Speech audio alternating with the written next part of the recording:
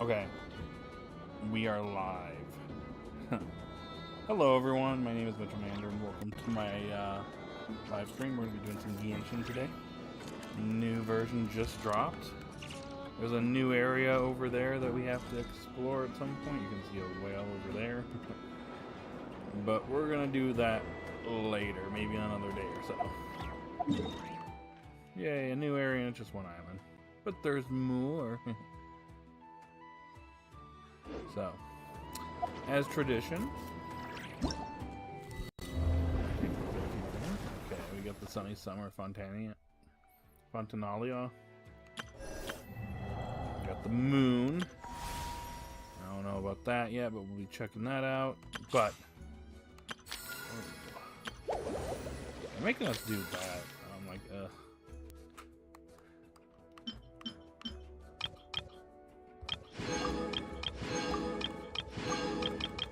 Alright, we are going to try out Sandrone and see how she plays.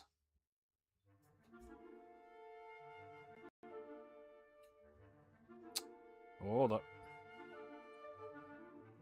Okay. I think the stream's okay. Definitely gonna try and pull for Sandrone at some point.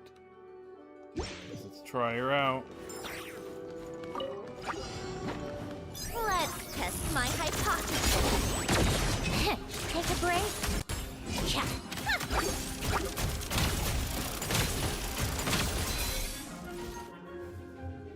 All right.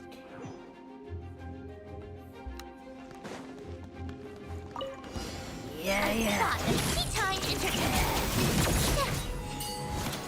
Enhanced Animal Module 75. Nothing lasts forever. Right here, right now. Sacred name, fortune preserver, wheel of life. How tiresome. Yeah.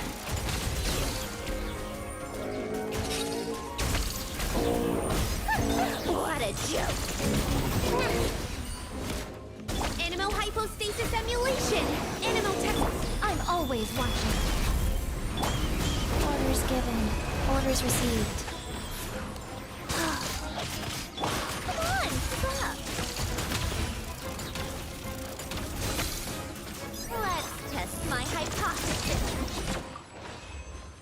Not bad. I already have Sea Lolly though, and it's gonna be in the Natland stage.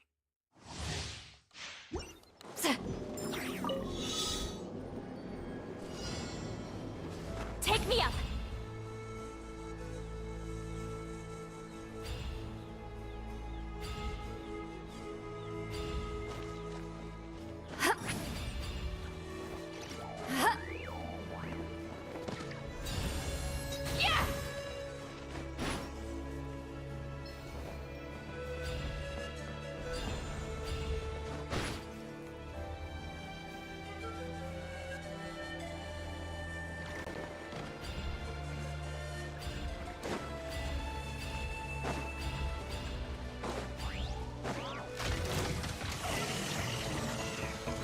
This moment will be frozen in time.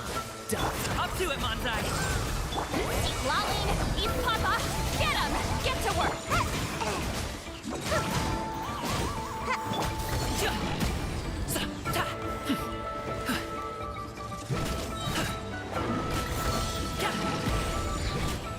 Mighty mythical beast!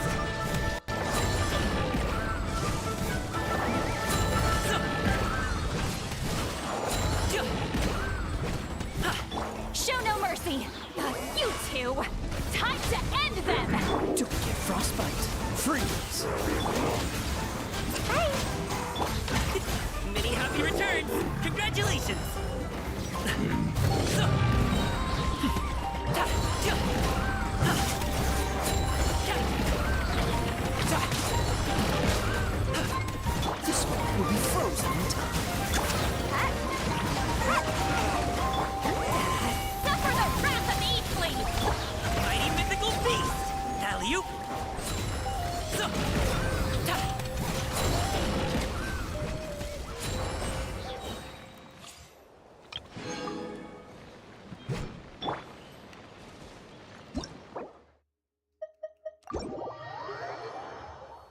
Alright.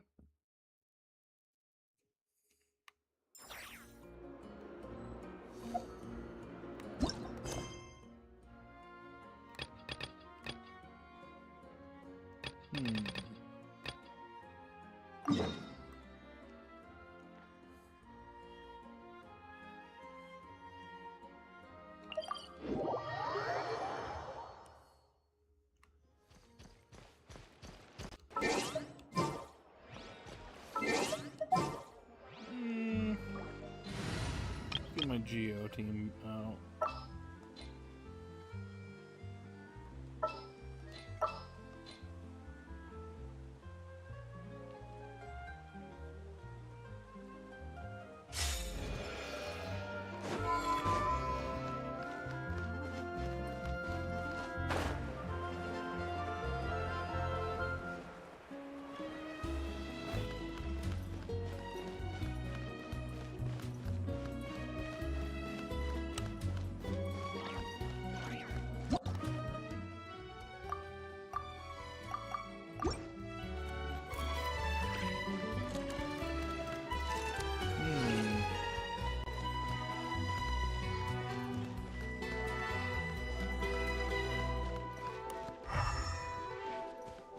Is that who I think it is? It looks like Farina and Chiori.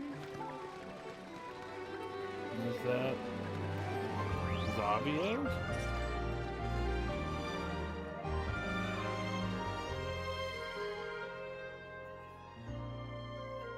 See? Told you they'd be here. They knew I'd be here. Xavier!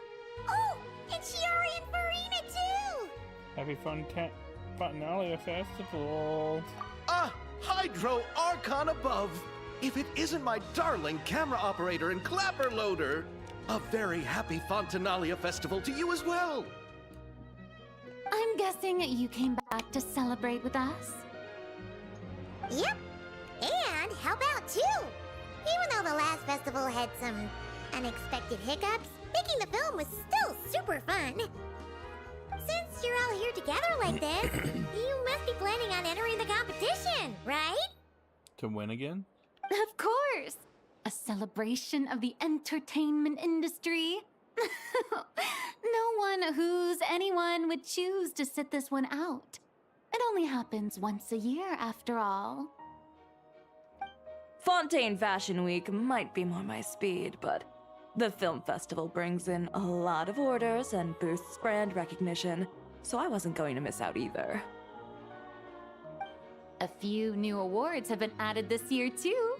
Best Director, Best Costume Design, oh, and Best Camera Operation. Oh, sounds like we've got work to do. Come on, tell us.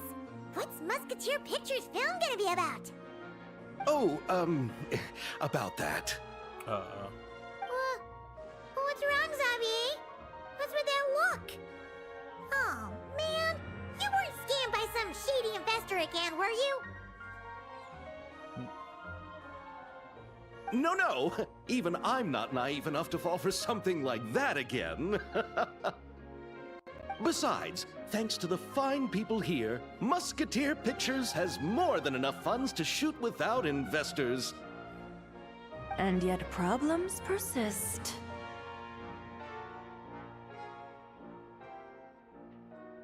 Huh? What do you mean? Well, we were planning to replicate our past success and shoot a film based on a popular novel. But as we were holding auditions for the female lead earlier today, a striking young mademoiselle wandered in by accident. Huh? Her disposition was simply ethereal. The look in her eyes somewhat melancholic. Oh, I wish you could have been there. The awe I felt can scarcely be put to words. Sounds like she made quite the impression. You had to be there, friend. No matter where she stood, it was as if her surroundings, even the air itself, turned into the perfect shot. Guess you found your lead actress, then? No, quite the opposite. My script is entirely unworthy of her. I'm sure it's not that bad. I fear it is. Nevertheless, I couldn't help but approach the Mademoiselle to ask about her background and what brought her to Fontaine. What did she say? Sadly, she said her best friend was gone. After returning to her own homeland not too long ago, she decided to visit where her friend was from to remember them better. Oh, no wonder she looked sad. Yes, but that's when it struck me. Why not cast her as the lead in a film centered around her search for this old friend? Huh? You're gonna rewrite the whole script? But is there even enough time? Isn't the prep work super complicated? We might not finish. Think about the difficulties we faced with the Two Musketeers. We had to start from scratch back then, too. I'd say we're ahead of the game this time. Guess so, but... Don't worry, Paimon. Shiori and I have evaluated the proposal, and we support Xavier's decision.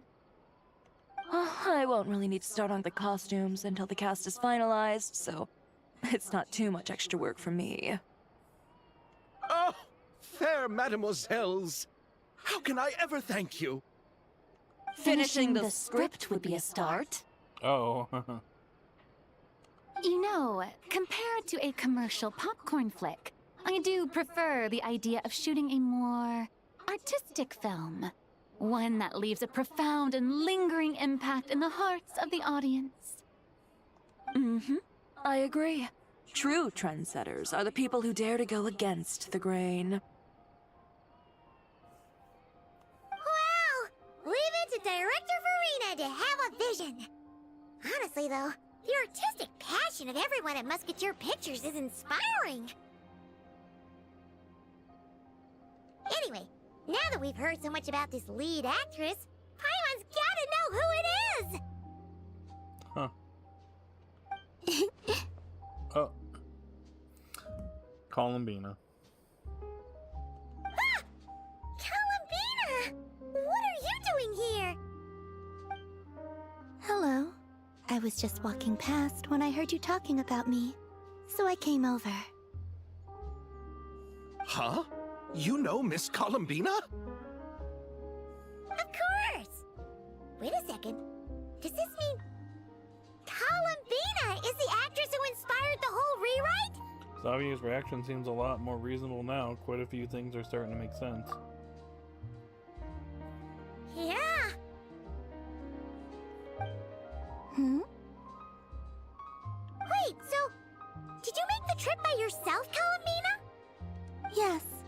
I mentioned how I wanted to visit other nations once things settled down in Nodcry, remember? So I went to the curatorium to ask Never for advice. She told me about the film festival in Fontaine and said it might be fun to visit. I spoke to Lauma before I left too, and she thought it was a great idea to get out for a bit. It's just... I received quite different travel advice from the two of them. Oh? How so? Well, Lauma told me to go out and experience new things and make new friends. What a wonderful suggestion. That's how a trip should be. What about Never? She said, don't trust anyone and don't talk to strangers. Yep, that sounds like her. I can understand that too. It shows this Nefer cares about you a great deal, Miss Columbina. Yes, so I plan on combining their advice. All I need to do is turn strangers into friends, and then I can talk to them. Yep. Huh. Sounds like her. Kinda makes sense, but also... not. Hey, Chiori. Oh, look who's back. Happy Fontinalia Festival, you two. Oh, looks like we have a superstar in our midst.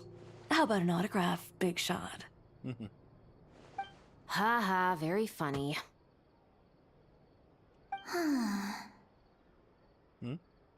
All settled then? Yep, The Duke gave his blessing, and I cleared it with the Udex. During the festival, inmates with good behavior will get a chance to spend some time on the outside. Oh, hey, it's Risley. Under the stringent supervision of the Special Patrol, of course.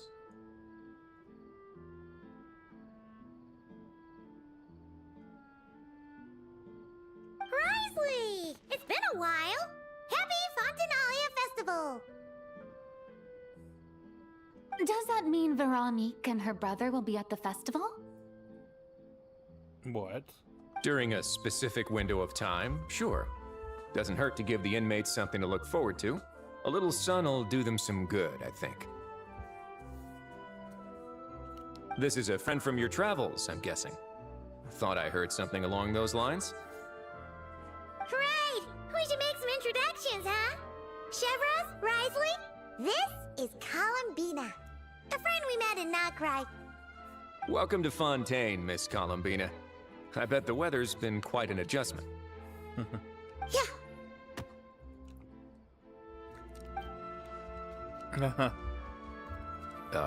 And not the good kind, I take it. Oh, yeah. No, I quite like it. It's a lot warmer than Nodcry. Then what was the punch for? Oh, should I not have done that? The flowers that bloom here are so vibrant, and the people are so kind. I just wanted to become friends as fast as possible. Ah, so that was meant as a gesture of friendship. Is that right, Miss Columbina? Mm-hmm. Isn't that what friends do? Right. Might have been a bit premature in this instance, though. Your friend here is quite the character. She doesn't get out much. She doesn't have much experience with people. good thing we said something. You weren't seriously gonna go around punching every single person in Fontaine, were you?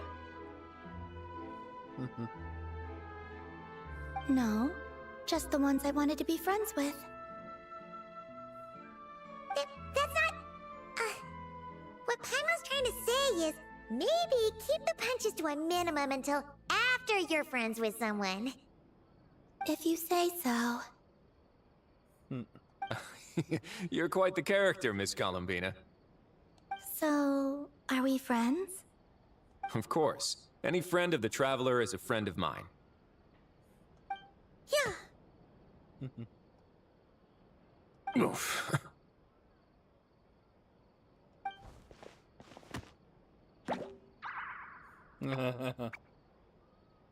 When it comes to friends, you sure know how to pick 'em.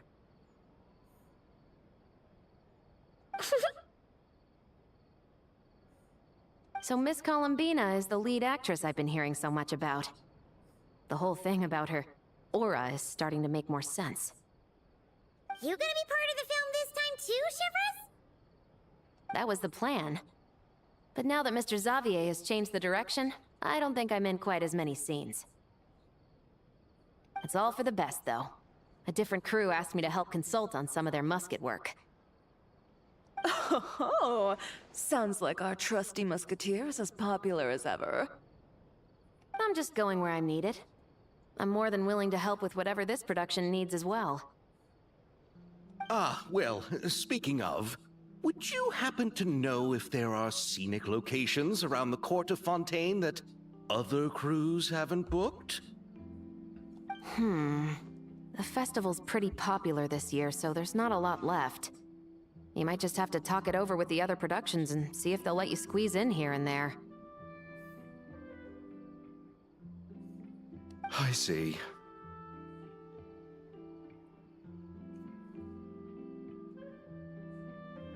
Having trouble finding a filming location? Yes, we made a last-minute decision to go down a different route, so the indoor locations we reserved are no longer a good fit. And it looks like all of the best outdoor spots have been taken. You know, I might know a place. Good views, good atmosphere, and no production team has snatched it up. That sounds perfect! Where is it? You want me to reveal it just like that? Come on, let it be a surprise. As much as that sounds riveting, I think we should divide and conquer. You go do that, and Director Farina and I will take Miss Columbina around the city to discuss lighting and styling. Is that all right with you, Miss Columbina?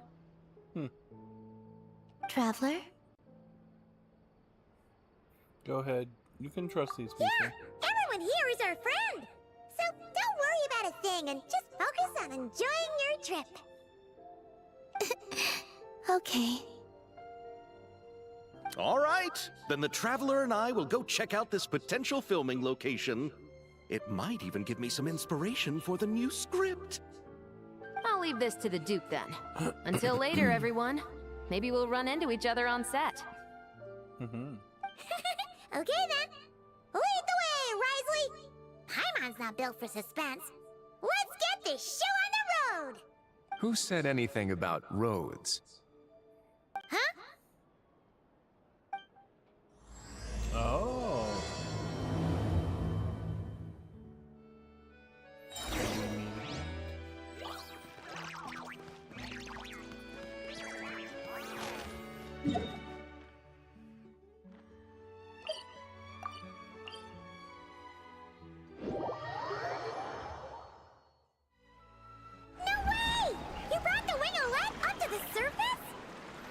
Oh wow, this boat that didn't really get used much in the Archon quest. It'd make quite the grand backdrop for a film, don't you think? Paimon's more focused on the fact that this thing is supposed to be underwater, inside the fortress of Mirapede. True. And keeping up with the maintenance on a vessel this big is a lot of work. It takes a crazy amount of manpower just to keep it up and running. Oh, Paimon kind of thought it just sat there until you needed it. I wish it were that simple. The truth is, the maintenance costs on this thing are substantial. So we decided to rent it out during the festival to earn some extra mora.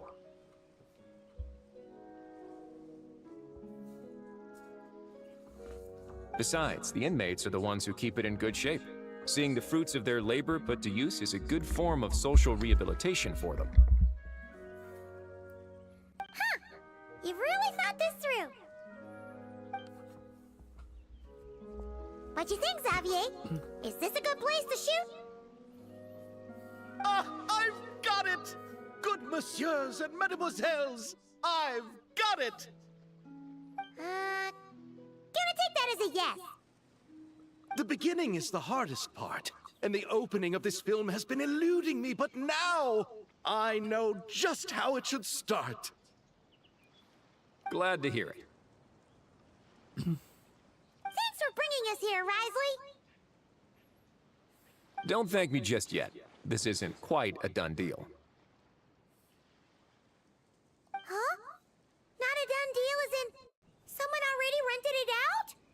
You said no other production teams had snatched it up! This person isn't affiliated with a production team.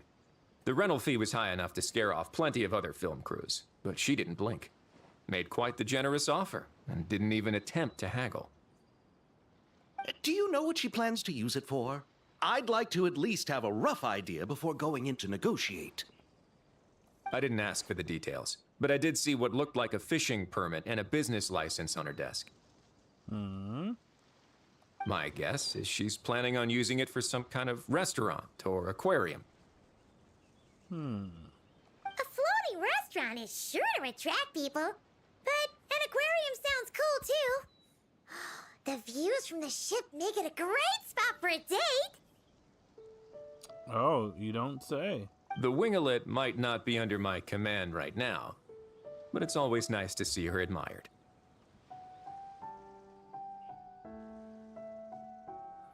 A film is sure to drum up some good publicity as well. I do hope we can work something out with the current captain. Well, guess we should head over and talk things out then. Best of luck.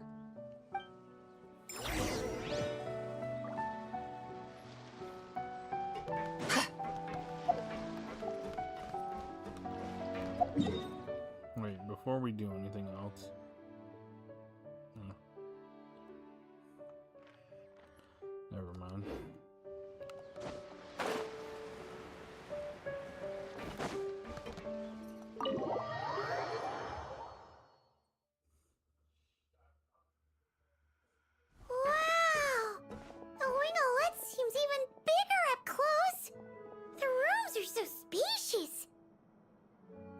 This theme?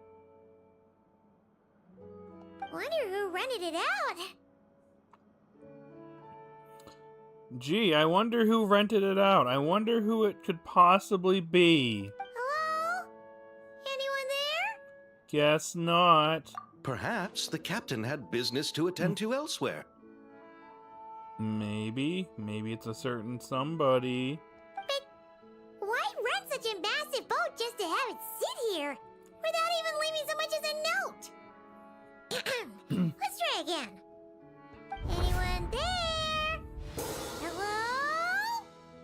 Getting a little too loud there. Seriously? Right now? Uh-oh. He knows. What is it gonna take to get some decent sleep around here? Is a nap too much to ask for? Ugh. And she's been drinking. Sorry, the aquarium's closed for the... Huh? Oh, here we go. See Lolly? Traveler! Paimon! Hold on. Oh boy. Looks like we flustered old Granny here. Once again. This is just great! How am I gonna go out dressed like this? What happened to my regular clothes? Oh, this is all unique.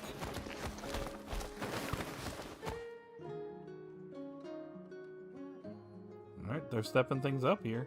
The wash! I put them in the wash after I drank too much and fell into the fountain. Oh, this can't be happening! Am I seriously gonna go out like this? Huh? Think we might have caught her at a bad time. Oops. Did my Riz cause that?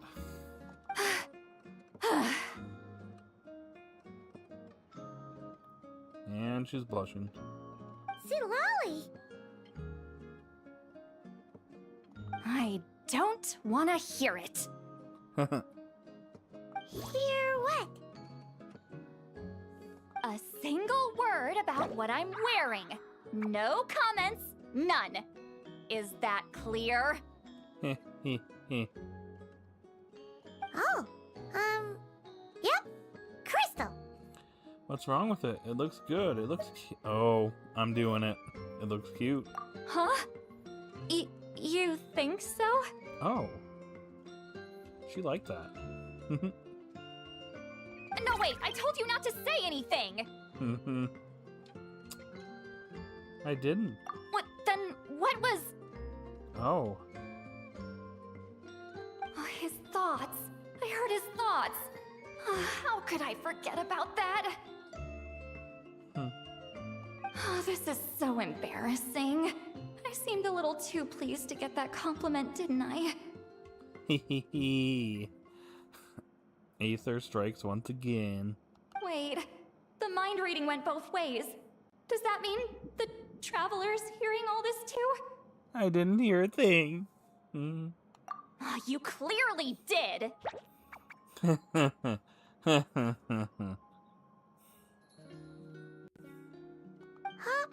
What did we do? Paimon's not following. Nothing. It's nothing. Let's just move on. Did you need something? You're not here alone, I see. Hello, I'm Xavier, a film director and producer from Fontaine. I meant to introduce myself sooner, I just didn't want to, interrupt. He knows. No wonder we ran into each other in Fontaine of all places. You must also be in town for the festival then. That's right. We're helping Xavier with his film. In fact, we were hoping to shoot some scenes on this boat. You're the one who rented it out, right, Seed Lolly? And why are you here, Fontaine, anyways? Me? Rent a boat? I wish I had that kind of spare cash floating around. Not to mention the spare time. Then what are you doing here? Don't get the wrong idea, though. I'm not here to sail off into the sunset and live out some cushy retirement life, okay? I'm not that old. You call yourself Granny, but then you say you're not that old? Okay. Then why you dress like... how did you end up staying aboard the Winglet? Well, I heard one of my favorite light novels was getting turned into a film, so I came to Fontaine to catch the premiere. That's why. Originally, I booked a room near the Opera Epiclese, but I'm quite particular about where I sleep these days. I think it's an age thing. And that bed? Oh, I just couldn't sleep in it. I tried to find a different hotel, but with the festival, everything was completely booked.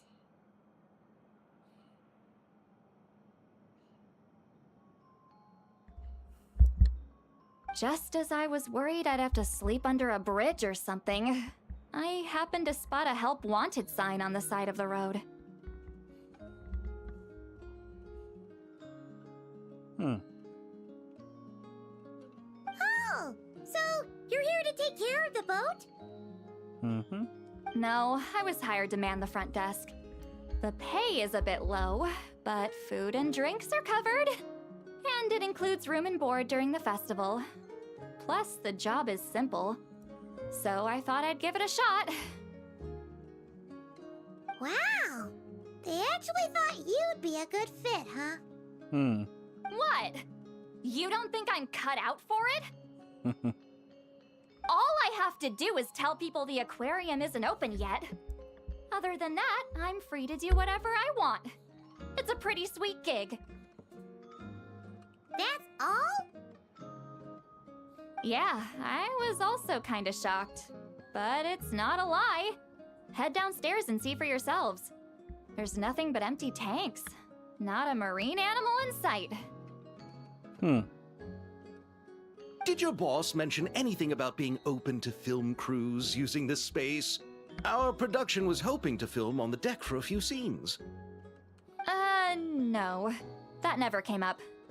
You could just ask her. Oh, she's around? What kind of person is she? We should know what we're heading into. Is that who I think it is? She's nice enough, I suppose. Pretty reasonable, too. Even offered for me to move to a bigger cabin if I was too cramped. Is it Sandrone?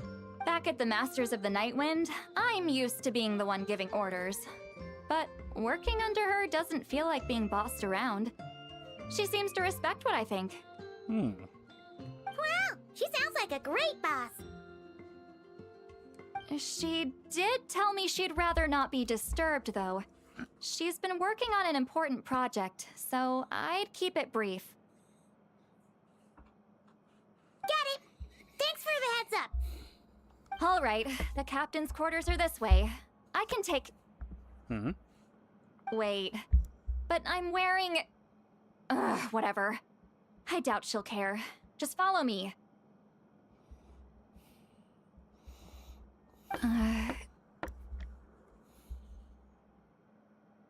Miss Guillotin? These visitors were hoping to ask you about something. Sandrone. Guillotin?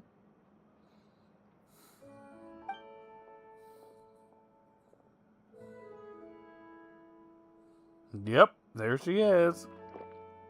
I thought I said to limit the interruptions.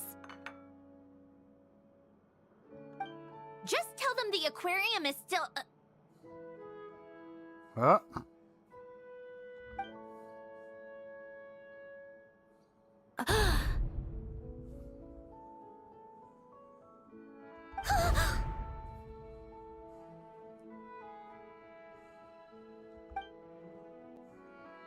Sandrone?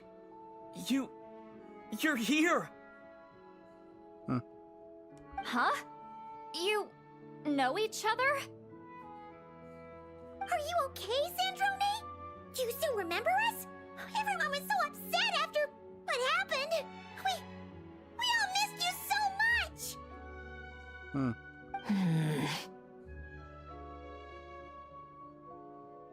Seat Lolly, why don't you escort this gentleman to the reception area for a cup of tea?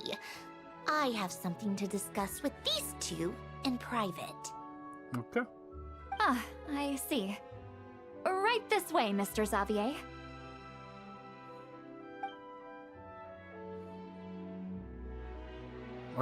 She's like, nope, that's my man. Sandrone? I really can't go anywhere without running into you two, can I? I mean, I am a traveler, so there's that. Are you okay? During the battle, your core... it was... Destroyed by that bastard Dottore. Oh. That's right. But as you can see, I'm fine now. No major issues. Or at least, there shouldn't be. Wasn't expecting the swear, but okay. Oh,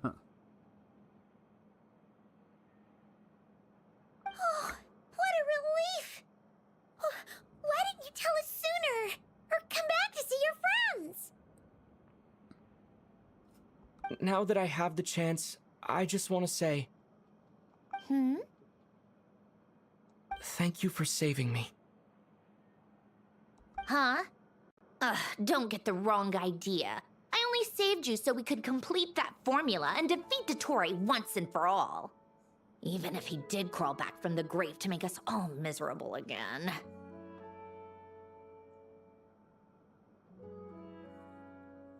Oh, she knows about what happened in Sumeru. That doesn't matter. You're still a hero. All right. But it wasn't just me. All I did was lend my brilliant mind to the cause and take care of one part of the plan. Although, I'm not denying it would have fallen apart without me. You got that right. You're amazing. But how did you go from a, from a lifeless pile of scrap to looking like this? Well, my mom was trying to put it a bit more gently, but yeah. Where do I even start? Here we go.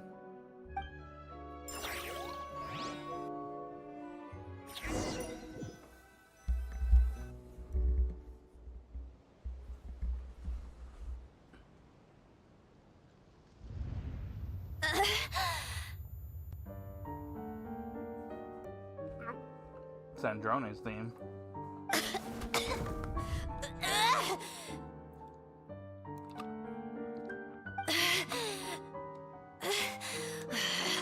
Curse it all!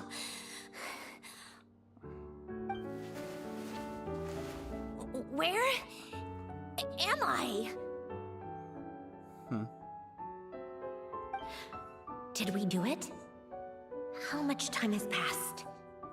I'm not in one of that lunatic's experimental labs, am I? Wait. Fontanian decor. Books from the Research Institute. Phew. One thing at a time. Initiate self-diagnostics. Assess the extent of the damage. Cut power to compromised, non-essential components. Then reconstruct available action modules. Severe damage to the core. Dottore, you bastard. Polonia?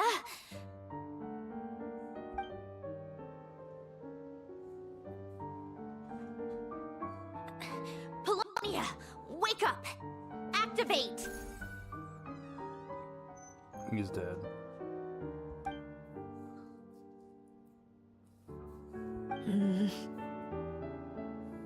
You're in even worse shape than me.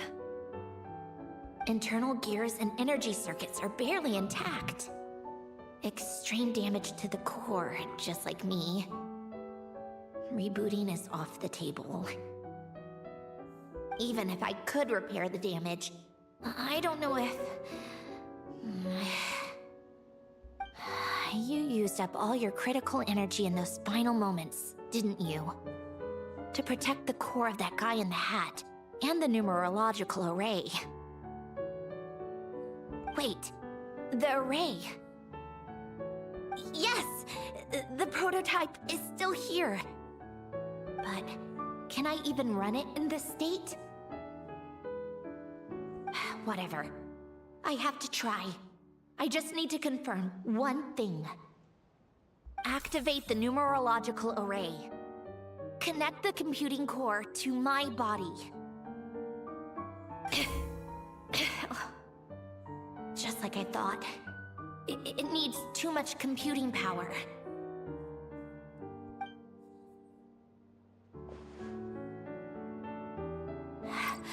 Cut off power supply to all functions except the thinking module. Please. I just need to ask one question. Initiate query regarding the 3 Moon Sisters. How many living moon goddesses are there in possession of the Trilunar Authority? 1. 1. It worked.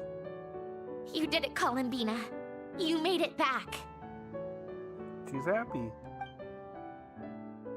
But how did I survive?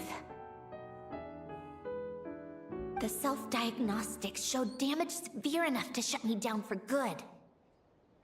What triggered the reboot?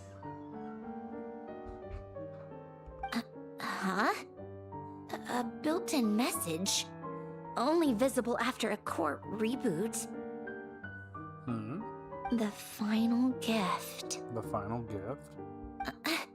Alen! Were you the one who gave me the second chance? But why now? What activated it? What is that? A vision? Wait, no. It's a stellar linchpin?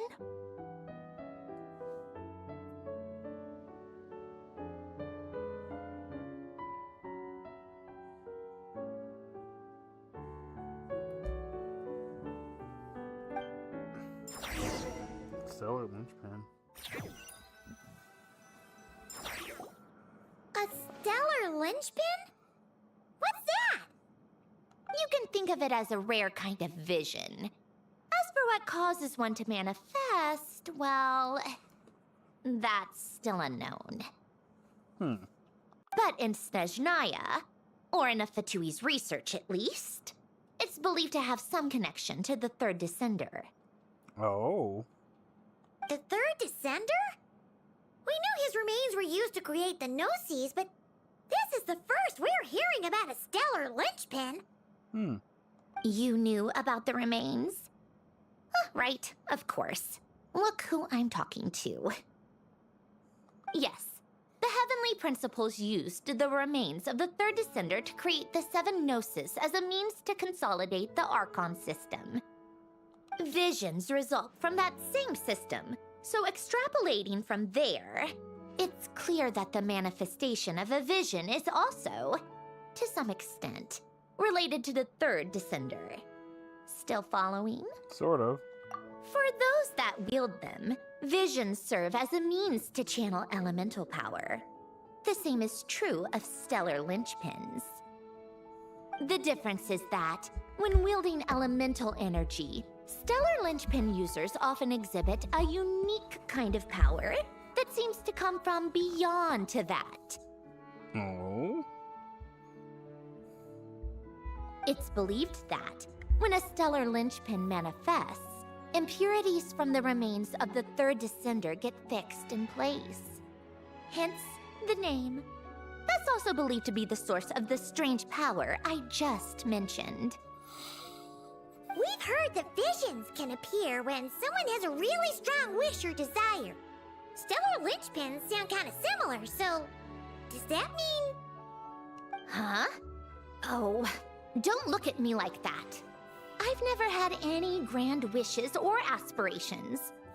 Just a list of things that drive me up the wall. So if you're asking why this thing appeared, I have no clue. All I know is that, without it, the gift Elen left me, this built-in second chance, never would have triggered. The damage to my core was too severe. So pretty much it's, she was given a second chance, but because of the stellar linchpin, that basically brought her back to life. Is what I'm reading from that. But thanks to the stellar linchpin's manifestation, it did trigger. And after my core rebooted, I was able to repair the damage to my body. I also managed to import the numerological array, along with some of Polonia's surviving algorithms, into this form. Wait, does that mean Polonia is... Yes. Unfortunately, Polonia is... beyond repair. Oh, we're so sorry to hear that. But you also mentioned something about a final gift? Yes. Elen often spoke to me about wishes and desires when he was alive. I suppose he thought there might come a day when I wished for something, and was willing to sacrifice my own life to fulfill it. So he left me a chance to start over. This gift, you never knew about it? No, never. Elen once said I was his proudest masterpiece. That might sound boastful coming from me, but it's also an undeniable fact. After Elen died, I started studying how Polonia and I worked. Polonia is essentially a computational machine, so it wasn't difficult to figure out the mechanical principles there. But when it came to my own structure, that's when Elen, the Lord Artificer's true greatness, struck me once again. I attempted to imitate it when I created Catherine, but in the end, she turned out to be nothing more than a superficial replica. What? But his creation skill, Catherine, is super impressive. We were shocked when we first found out she was a puppet. No, she's nothing compared to what Elen was able to create.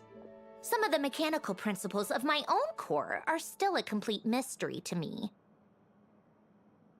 Keeping that gift hidden wasn't even a challenge for him.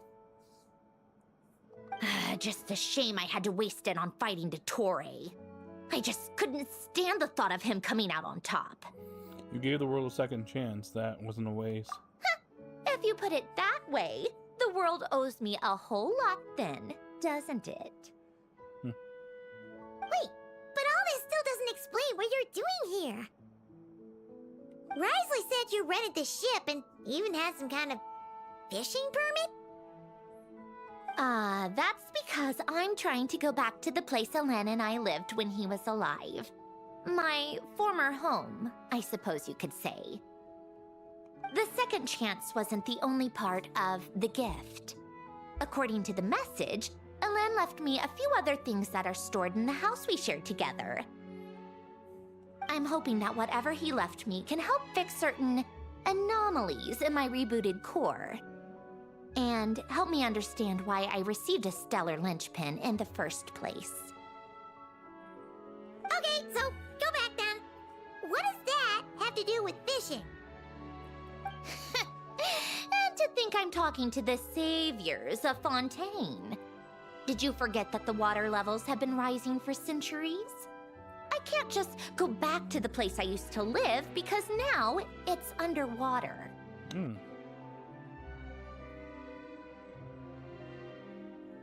Oh, right. With the rising water levels and changes in terrain, it's not just a matter of finding where it is, but also clearing away any sediment or debris. But Fontaine law prohibits unauthorized individuals and organizations from excavating underwater ruins. A Melazine caught me the minute I even made an attempt.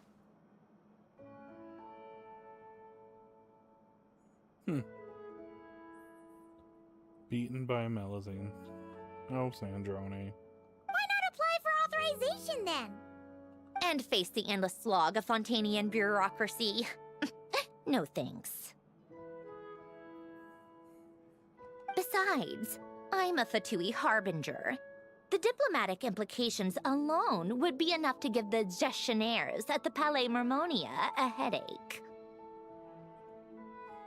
A fishing permit, on the other hand, isn't difficult to obtain at all.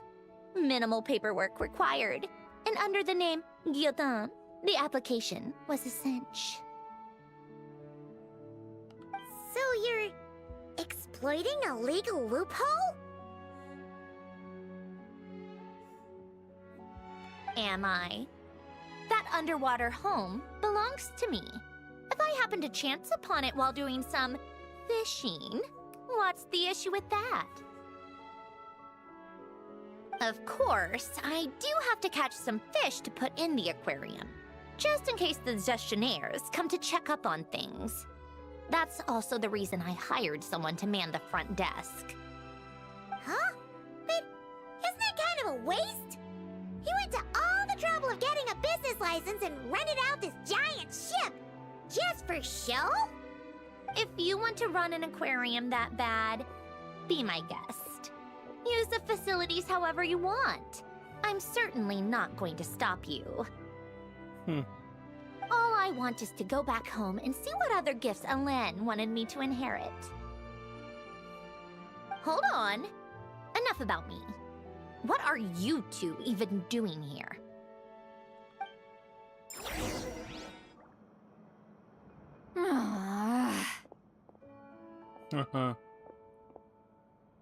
Jealous much? Seriously? They've been in there forever.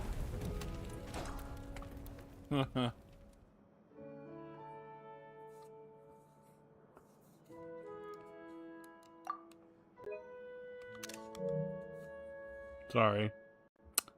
Had to do it. The reaction when they saw each other was strange, to say the least.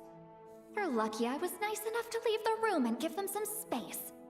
Back in the Masters of the Nightwind, I'm the one who gets to kick people out. She's chewing on her frickin' pillow. An elderly woman, apparently. Allegedly. I just want to know what they're talking about. Should I cast a little eavesdropping spell?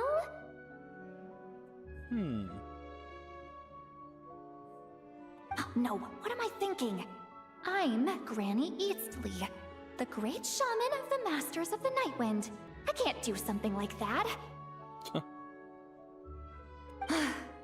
This is just ridiculous. Making me wait out here for so long? Where's their respect for their elders?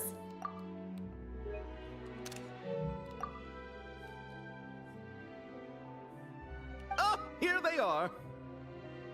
Well, Were you back there arguing or something? What took you so long?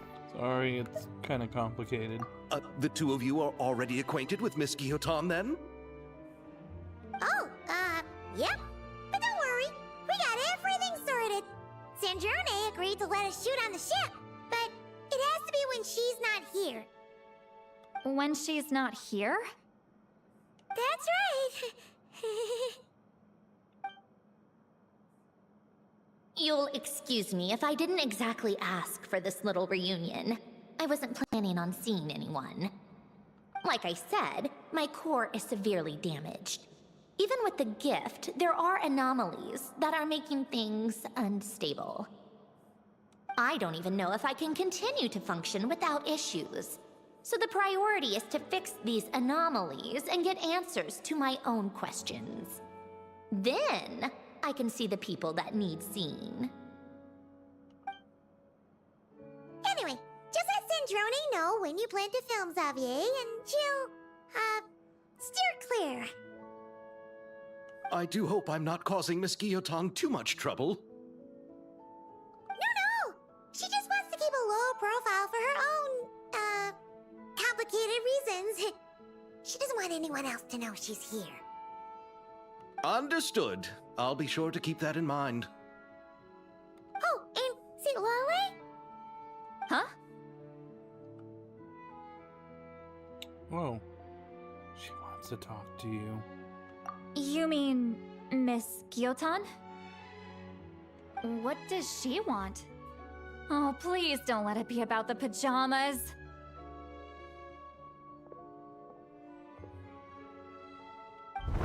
What? The 7th of the VIII Harbingers?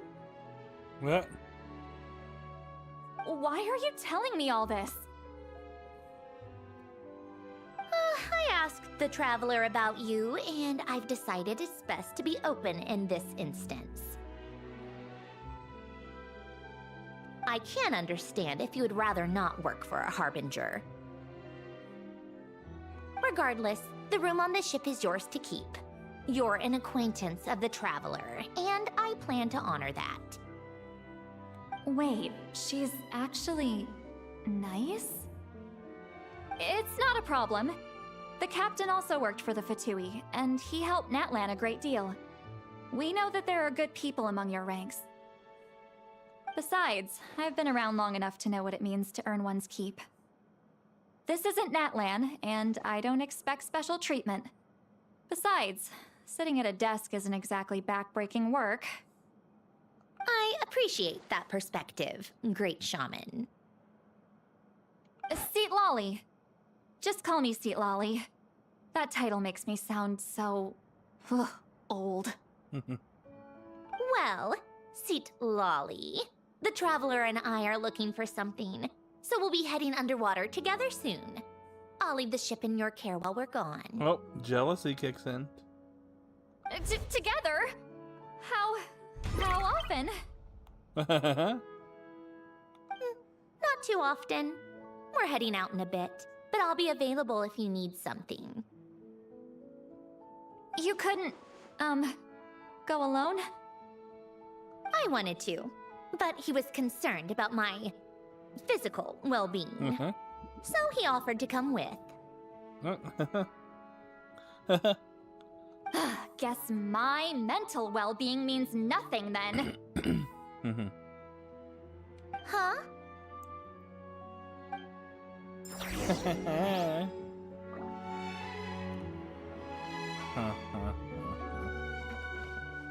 Just be quick about the whole thing, okay? Sure thing, babe. Miss Gyotan is so generous. We talked it over, and she agreed to let our crew come over and do some test shots while you two are out.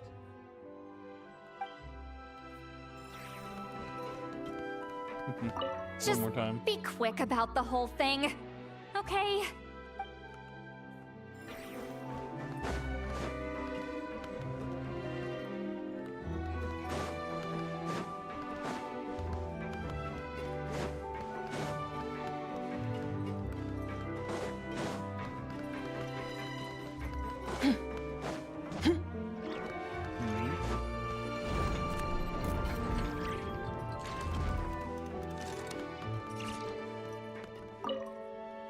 All right. Our first stop is the Beryl region. After Alen left the Fontaine Research Institute, he lived in seclusion somewhere around there. Okay, let's go. Let's make Granny more jelly.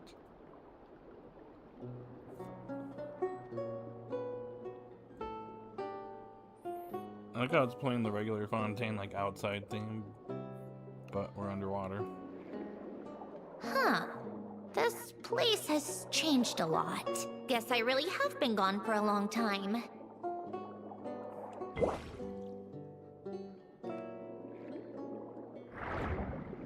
Let's look around and see what we can learn. Oh, and don't forget to catch a few to take back. We need to keep up appearances, remember?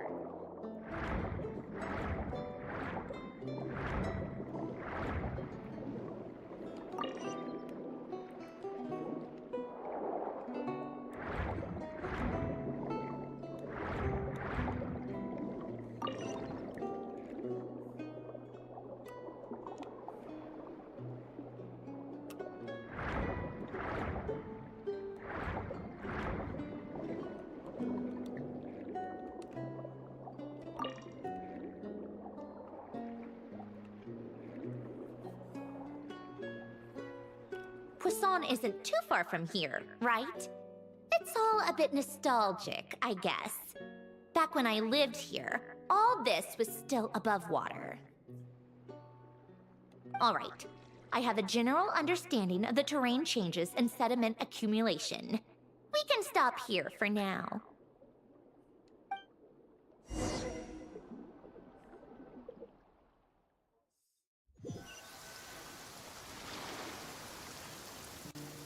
No, it's raining.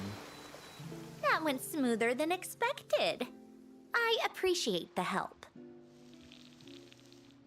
No problem. You doing okay though, Sandrone? Seeing your home look nothing like you remember, that can't be easy. I'm fine. Times change. People change. That's the one thing you can actually count on. I made peace with that a long time ago.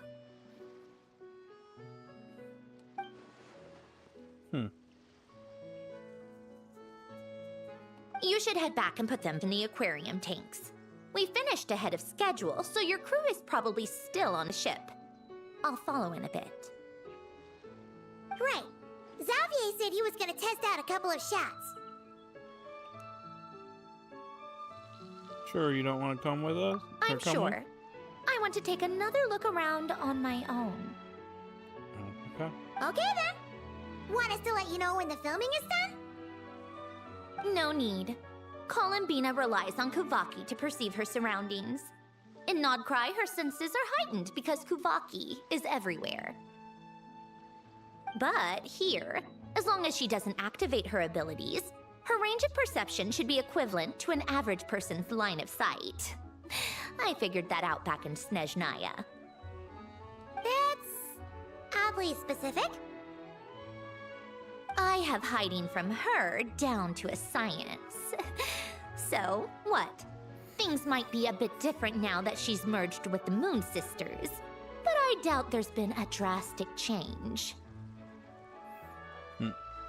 The point is, you two can head back. Don't worry about me. Okay, if you say so. Come find us on the ship if you need anything.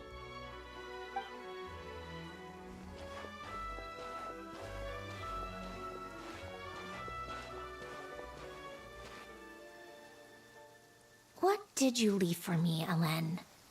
Did you know I would come back? Or did you make it so I would have to?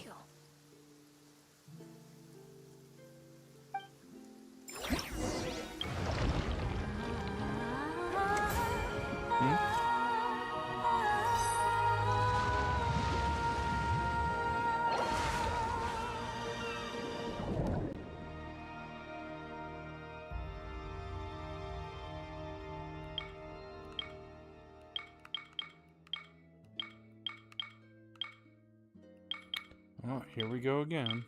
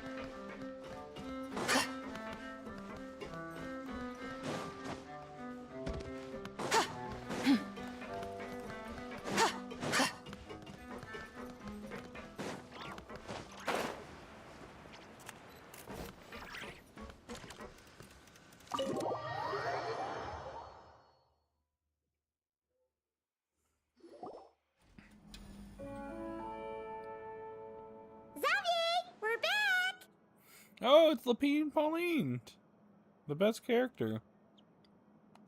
Shh! Quiet on set! They're filming over there. Oh.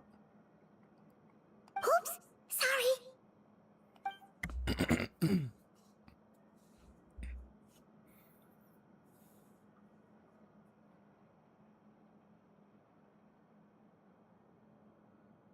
Oh. your take, Detective? Charlotte. Bullet wound to the chest. Gunpowder residue on the clothes. The victim must have been shot at close range. You think it was someone they knew? Yes. It's possible the suspect arranged for them to meet at this very spot. A reasonable deduction. But you're overlooking a crucial clue. What? The victim's pocket watch is missing. And cut! Lapine Pauline is the director. I think we got it! Good work, everyone! Phew, finally. Acting was nerve-wracking for me when I first tried it too.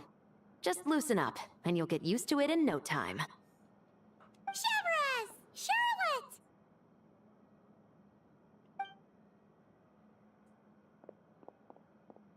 Oh, hello there, you two. You're filming here too? Oh, so Charlotte's crew must have been the one that asked you to help out, huh, Chevres? Yep. They heard about a potential filming location and wanted to come check it out.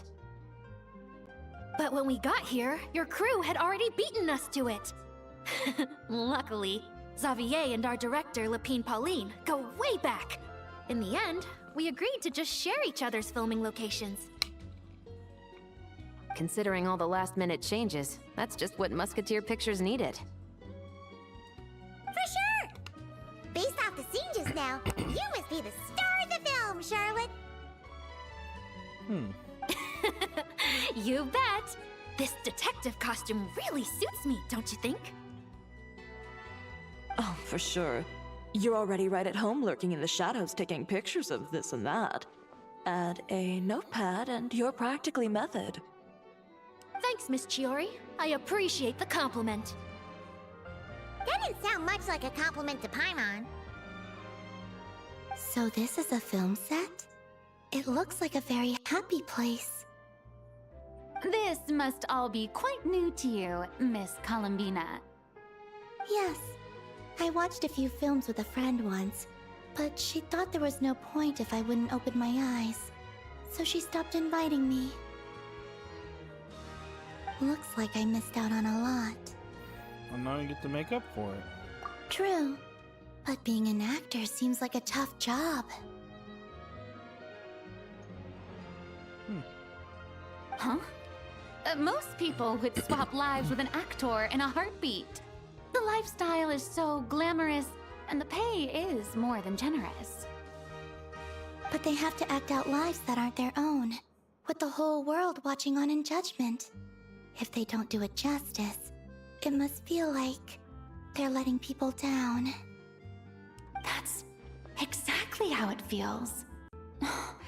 This young lady has quite the unique perspective. Young lady, I think, she might even be older than you, Farina.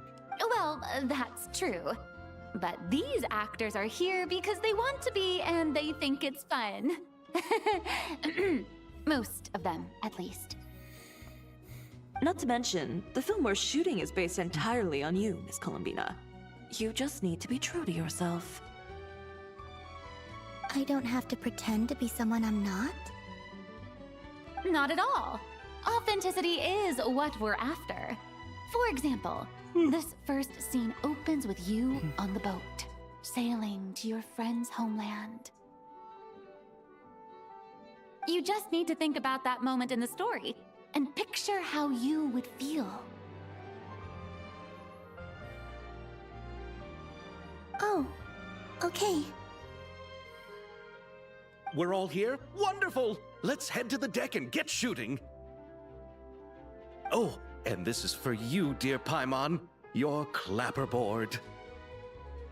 Oh, of course. Whoa! Is this the same one Paimon used for the Two Musketeers? The very same. I saved it just for you. Thanks, with an old friend. Did you keep my camera too? Of course! That said, I have a different job in mind for you this time, traveler. What is it? Our film is focusing on a single protagonist, so conveying the subtle changes in her state of mind is of the utmost importance. In addition to the actor's own performance, another way we can convey that is through lighting. Huh? But there's already a lighting specialist, isn't there?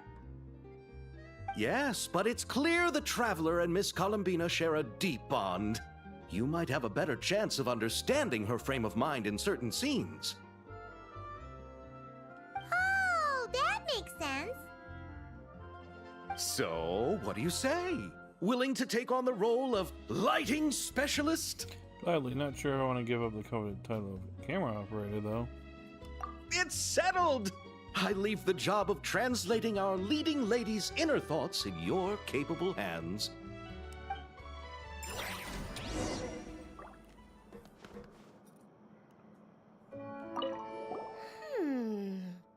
Seeing all the sets in place, things are looking even better than I expected.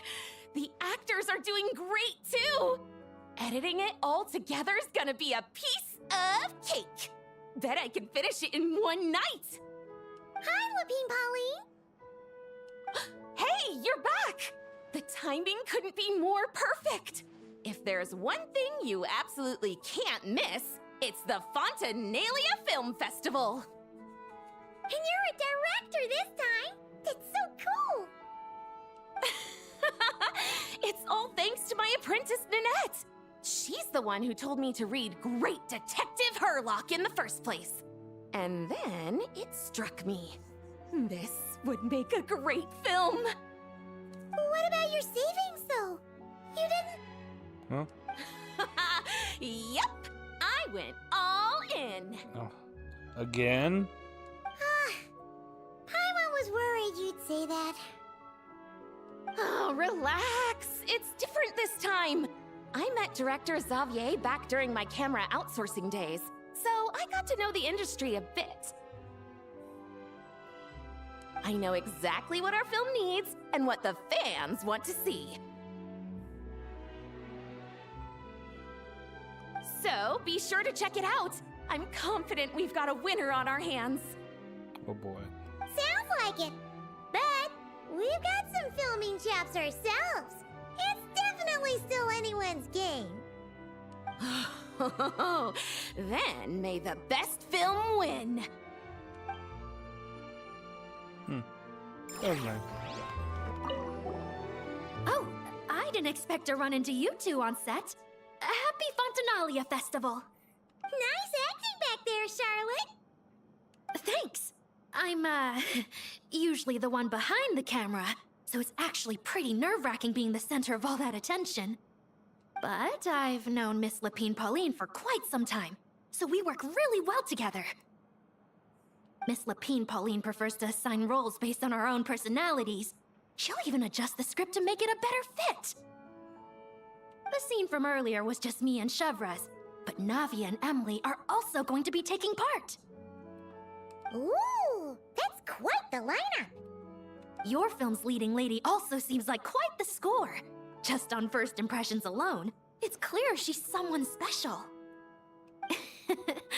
Guess we'll just have to wait and see who wins Best Picture and gets to go home with the Farina Award.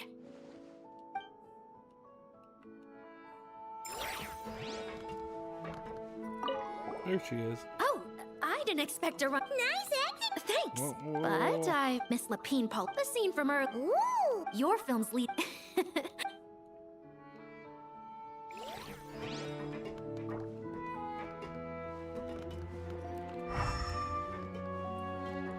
Am I not able to talk to Chevres? No. I want to ask for an autograph so bad. But I can't do it dressed like this. An autograph from who? The cast of Great Detective Herlock. Duh! I came all the way here just for the premiere. But I didn't expect to end up on their film set. My laundry just won't dry. The The weather here is too wet.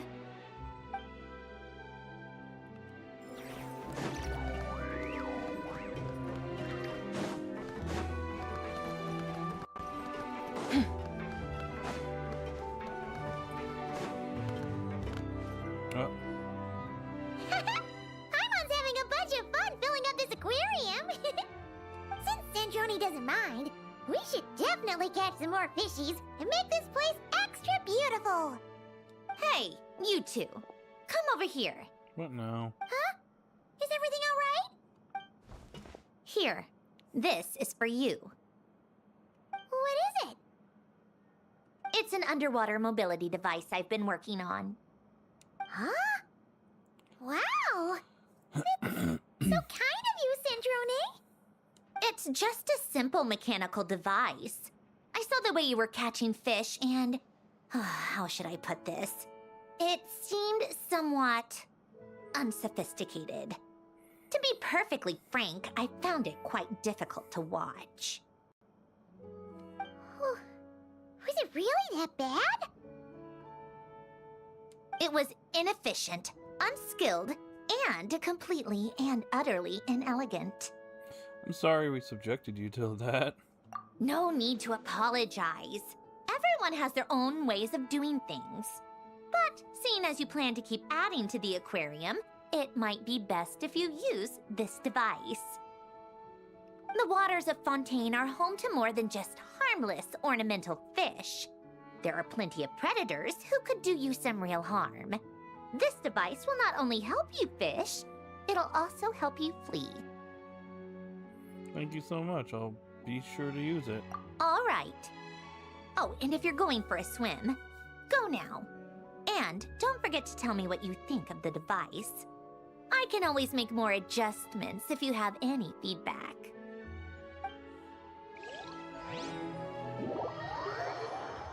Hey, I didn't ask to go underwater yet. Okay.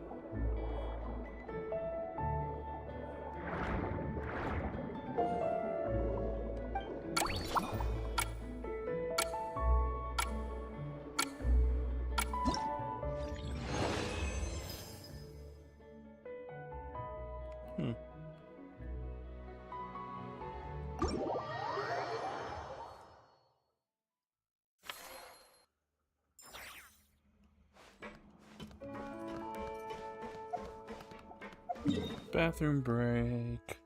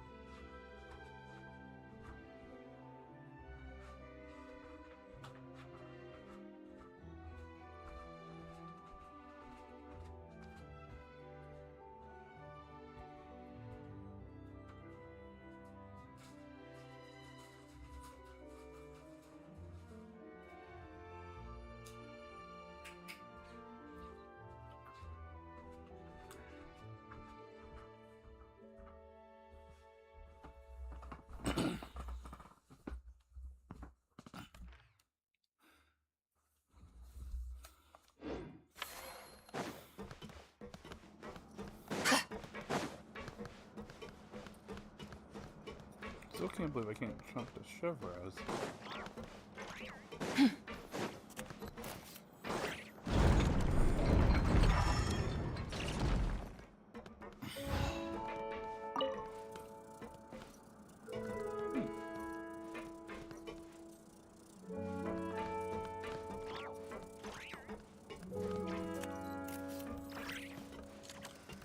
That's it.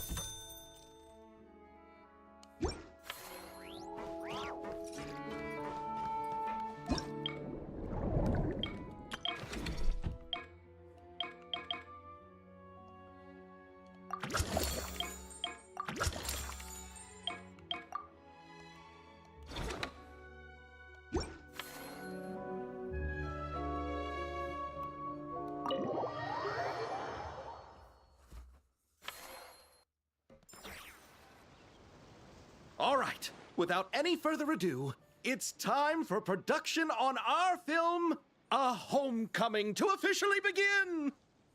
Turning it over to you once again, Director Farina. All right. Positions, everyone. Camera operator, clapper loader, get set up. Let me know when lighting is good to go.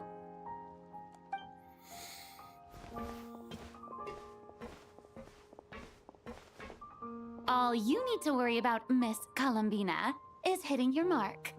Other than that, just focus on immersing yourself in the emotions of the moment. Okay. Good. Lighting, are we ready?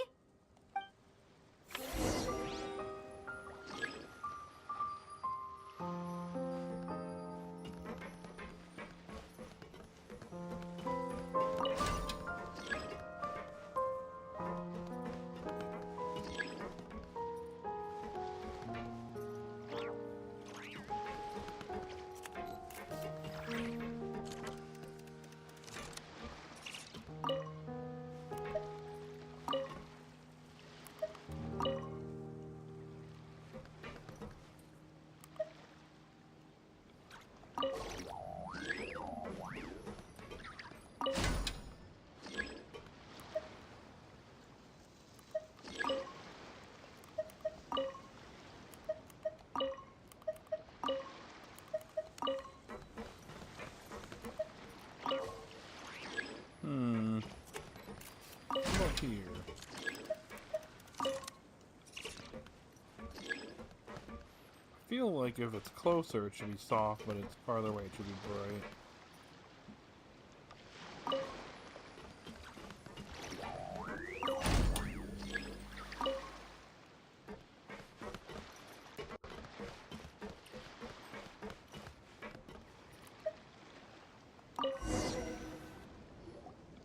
Ready.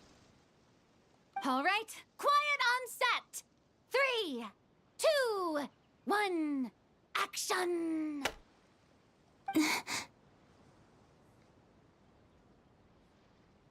This is her homeland.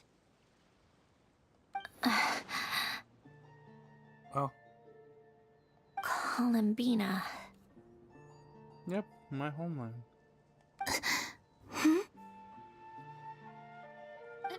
Cut! The emotions I'm looking for were definitely there. Let's just try to keep it a bit more natural. Oh, but definitely keep that gesture at the end. I loved how real it felt. You looked genuinely moved. All right, if you're ready, let's go for another take. Miss Columbina? That presence. It kind of felt like Sandrone?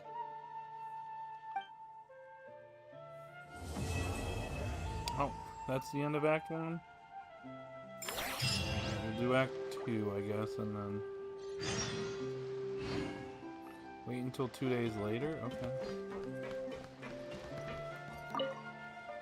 Terrific performance, Miss Columbina! Truly excellent work. Thank you, Director Verena. You really don't mind me not taking off my eye mask? Not at all. Xavier and I already talked it over. The character is based on you, so there's no need to change what you're accustomed to doing. Besides, the mask could become one of the defining traits of our film's leading lady.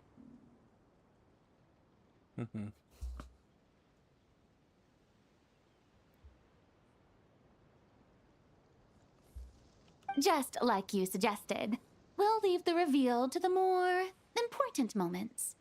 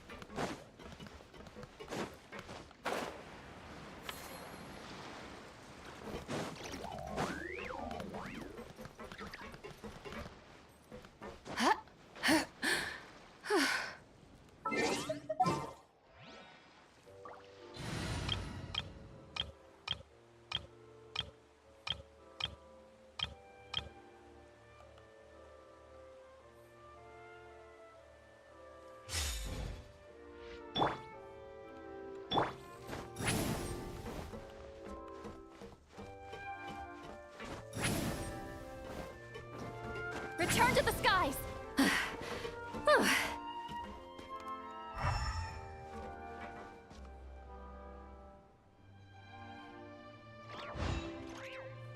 Rise like smoke!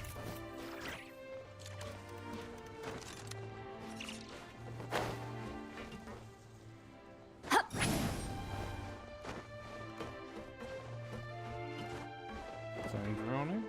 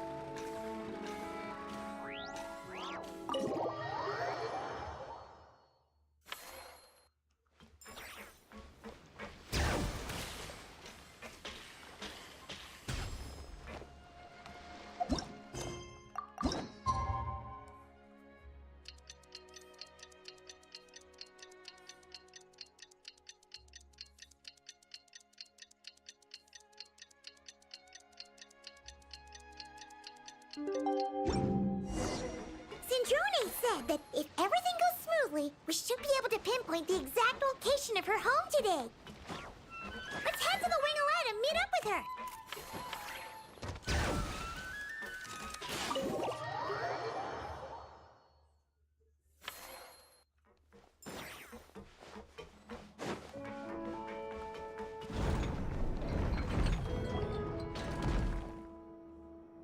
Ah, you're here. We should get going then. Xavier and the others should be filming soon. How's it going? Have you managed to figure out the location of your home yet? I've narrowed down a few potential locations. We just need to take a sample from each one. Once the equipment analyzes them, we should know the exact location and where to find the entrance. Great! We should get started then.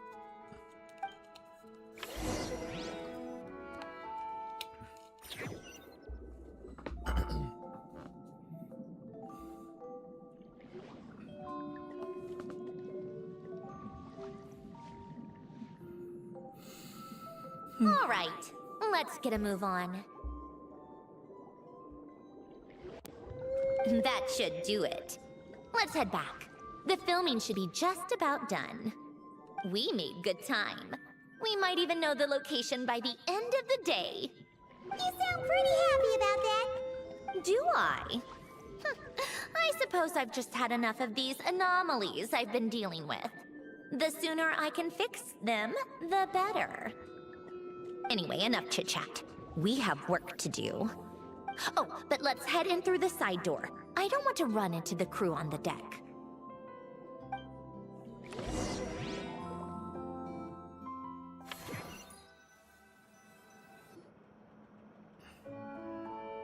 All right.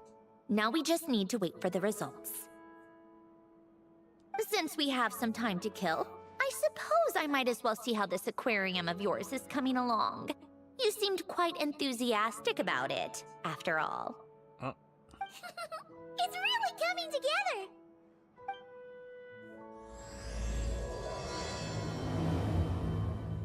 So I gotta do that?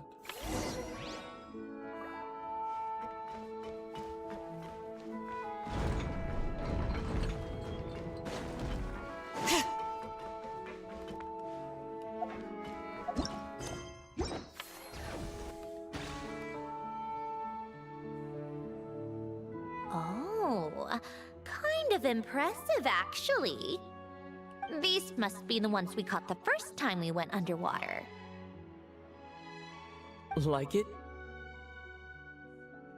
It's fine, I guess. Nothing special. Come on! It sounded like you really liked it just now! You're that proud of it? Is this a sense of accomplishment or something? Well, yeah. And it's pretty! You know it's gonna be gone soon, though, right? What do you mean? After the festival, this ship will be returned to the fortress of Meropide, and this aquarium will be no more. So? So, no matter how much work you put into this place, once the festival is over, it's all just going to disappear. But not making the most of it when we have the chance is an even bigger waste! But if you know it's all going to be gone one day, why even bother? Well, Because you still get to keep the things you gain along the way. And those are things that can never be replaced. Doesn't that make losing them even harder? well, if you put it like that... But the happy memories we make along the way last forever! You just have to take a more glass-half-full perspective. Not to mention, everything we do here is gonna be on film, so it'll still live on in some shape or form. And when you look back on it, only happy memories will come to mind. Exactly! So it's about finding joy in the process itself. Traveler! You're back already? Yep. What's wrong with that? You say that like it's terrible news or something. How did you get here? I didn't see you on the deck. Oh, never mind. We need to help Miss Guillotin hide ASAP. The crew is heading over here to shoot any second. What? They should be done by now. There was a mishap earlier that cost them some time. I was waiting on deck so I could warn you the minute you showed up. Anyway, you should head back to the captain's cabin right away. They're gonna be here any minute now. Ugh, finally! That's a wrap for the scenes on the deck. Wouldn't have taken half as long if the wind hadn't snapped our equipment in two. Emily. Finally, in Fontaine. Uh-oh! Too late! Change of plans then. You'll just have to hide. Hide? And where exactly am I supposed to do that? Oh, there's a box over there. You can get in that. Huh? You expect me to? Do I need my makeup done for the next scene too? Uh-oh. For the love of... Let me see. Maybe just a quick touch-up. Huh? Traveler and Paimon? What are you doing here? I thought you took the day off to take care of something. Huh? Oh, well, it didn't take as long as we were expecting, so we came back early. What about you guys? You're still not done shooting for the day? No. We ran into an issue that, set us back. It meant Miss Charlotte's crew wasn't able to wrap either. We both still have scenes to shoot in this aquarium. Oh, that's not ideal. For several reasons. Let us help then. The sooner we wrap, the sooner everyone can get some rest. All right. Thanks, you two. Miss Charlotte's crew can go first then. If I'm not mistaken, you still have a night shoot later. Thanks, Director Farina! Of course. Fellow artists should help each other out where we can. Agreed. Well then, camera, lights, get set up. Actors, give your lines a quick once-over. Let's try to get this in one take.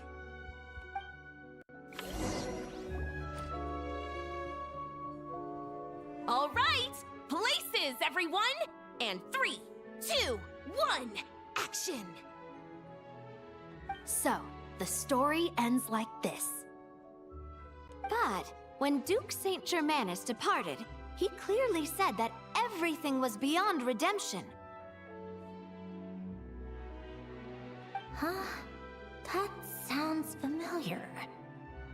Wait, it's from that novel I came across while researching the numerological array. He's only a genius when it comes to mechanics, and everything else, he's just an ordinary person.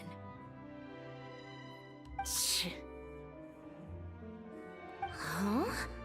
What was that noise? Whatever, I'll just fix it in post. Miss Jacoba, please don't speak as if I were the accomplice.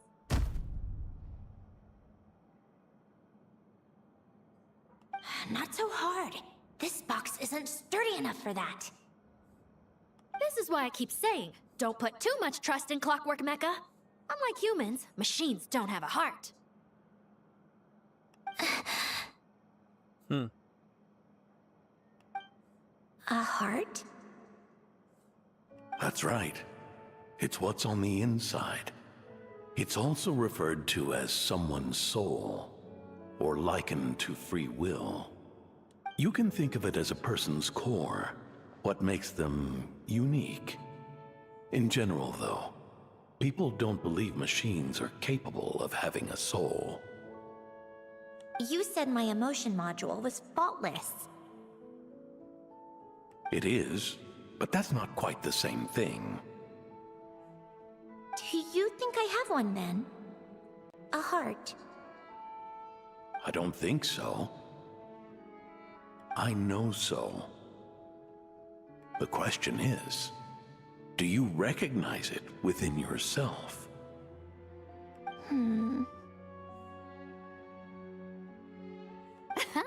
That's where you're wrong. I can't believe this. Forcing me to hide in a box and listen to this drivel. Me. In the end, clocks tick through tranquil years. Fish swim in crystalline springs.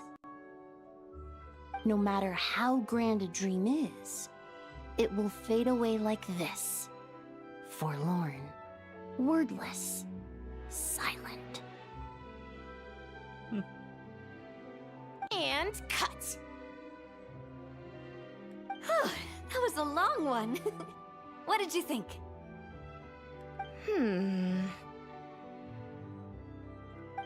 If she makes them do another take, I'm going to flip a lid. And not just the one to this box. Well, there were some weird audio things going on, but acting-wise, it was great. It's a keeper.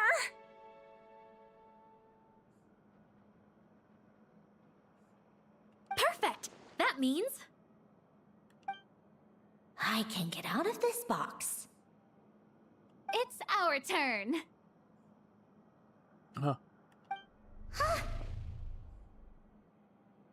Camera operator, set up for the next scene. Haha.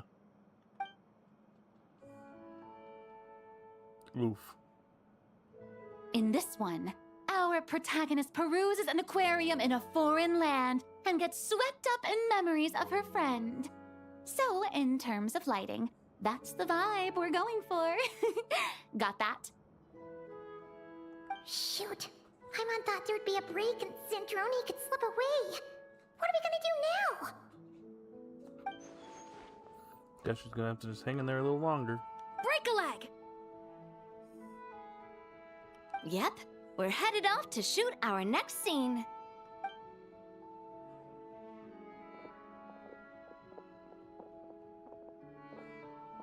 All right, quiet on set.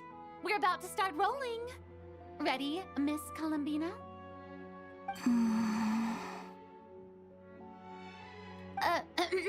Miss Columbina? I think she would like this. Quick, we should roll on this. Oh.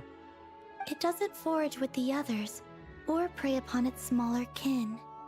Instead, it remains where it is, cradled in the coral's quiet beauty, as though the raging cyclones above are of no consequence.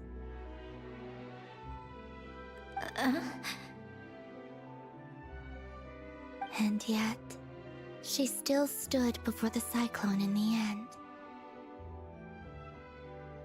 So I think that story has it wrong. She is no different than us. She has a heart.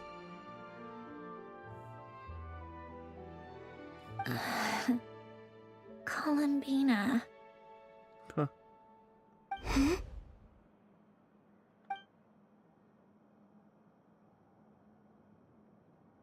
Uh-oh. Uh-oh.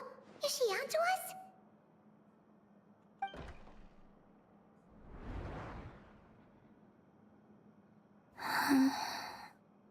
Well. What is she doing? Cut! You okay, Columbina?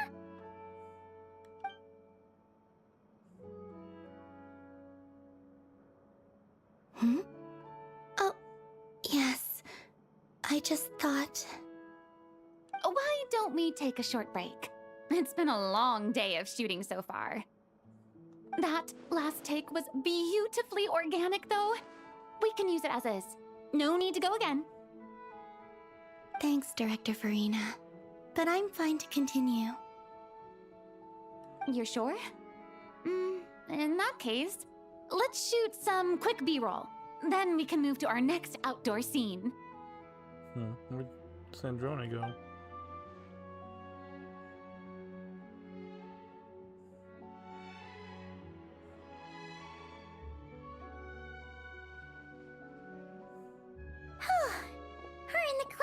time.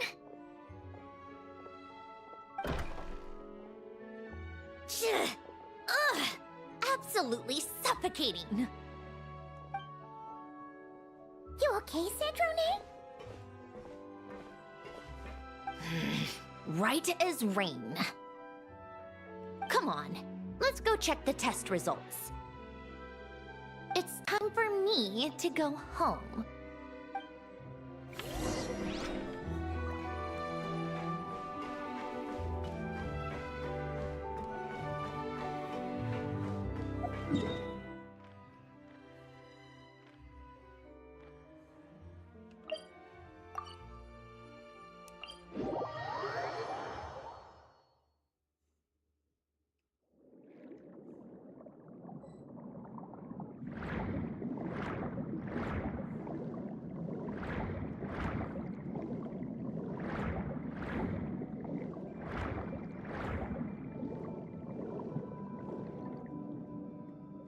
All right, it should be around here.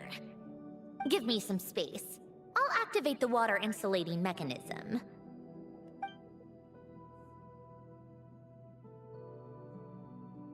The what? Alain, much like Renee, had long predicted that the water levels in Fontaine would rise. Thanks to his expertise in mechanics, he was able to implement a few simple measures to protect our home from flooding. I told him there was no need, that I would just move when the water rose too high. But it would seem he knew a day like this would come.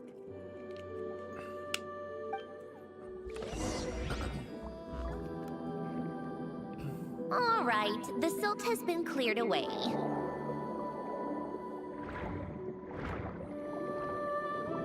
Go activate the mechanism for the first sluice gate. That will fill the empty middle chamber with water.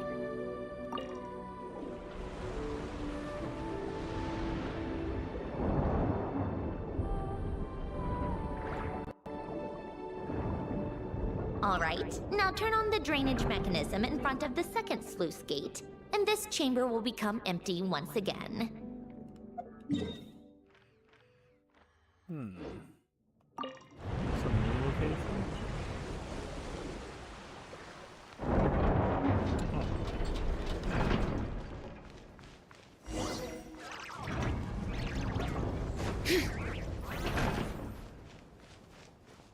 Oh. Wait a second. This place, it looks familiar. Marianne?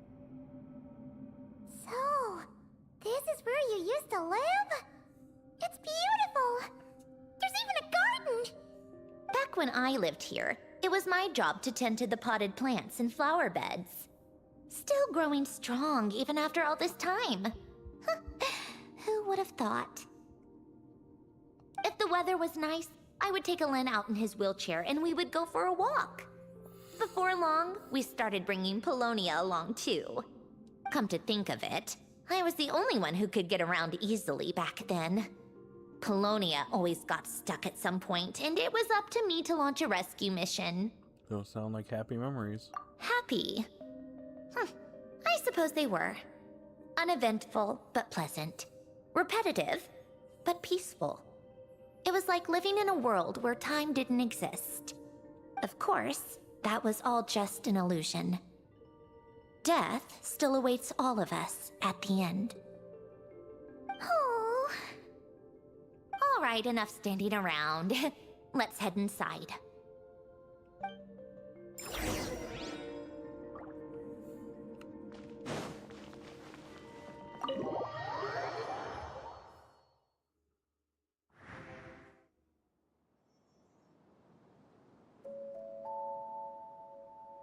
Yep, this place is exactly how I left it. Nothing has changed. Alright, Sandrone, I have something to give back to you. What is it? Your notebook. Huh? How did you get...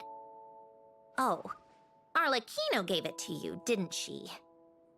And you... read the whole thing. Just so you know, a lot of that was written a long time ago. At that very desk, to be exact.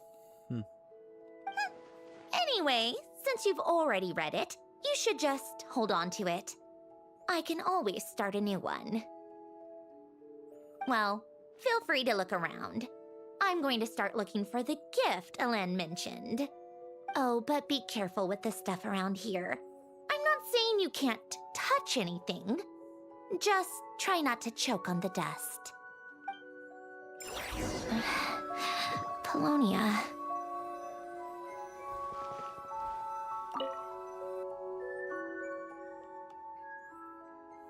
Oh, I played with these when I was little. During the first few months after I was created, I mean. At first, Elen and I would play together, but it didn't take long for me to become unbeatable. So, Polonia and I played together instead. Yeah, these don't look like Paimon's kind of games. Logic and math puzzles? Those happen to be my specialty. It's been so long. What do you say? Should we play a few rounds? Sure, pick the game. Let's go with this one. The gears on the left are stacked from largest to smallest. The goal is to move them to the other side in the fewest number of moves. Just remember, you can't stack a bigger gear on top of a smaller one.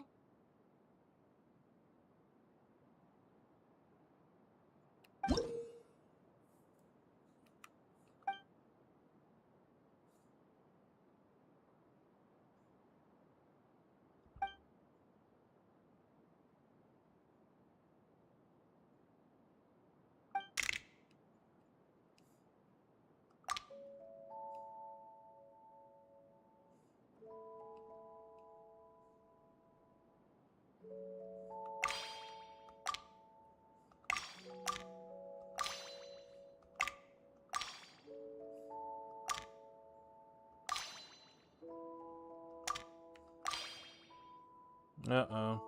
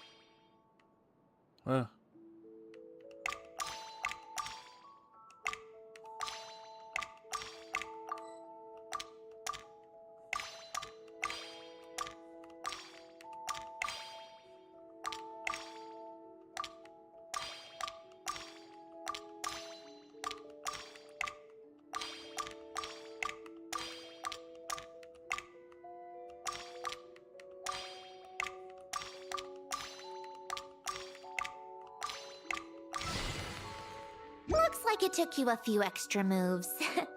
My first attempt was the same. You'll get better with practice.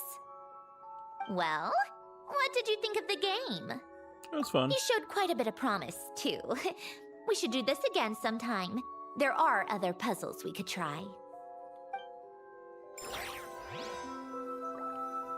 I kind of want to try it again.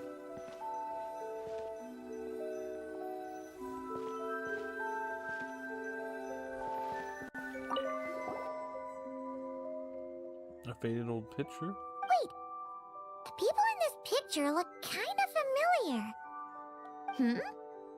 Oh, this was taken when Hélène and Renee were both still at the Fontaine Research Institute. Before their falling out. In his later years, Hélène would often sit by the fireplace and stare at this picture, wearing an expression somewhere between guilt and longing. He said he sometimes regretted not helping his friend when he needed it most, even if just to stop him.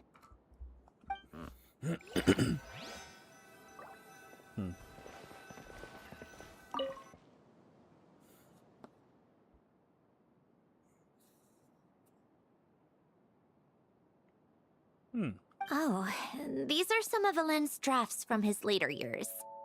Just casual doodles, really. And these are just some unimportant letters. I couldn't be bothered to sort through them before I left.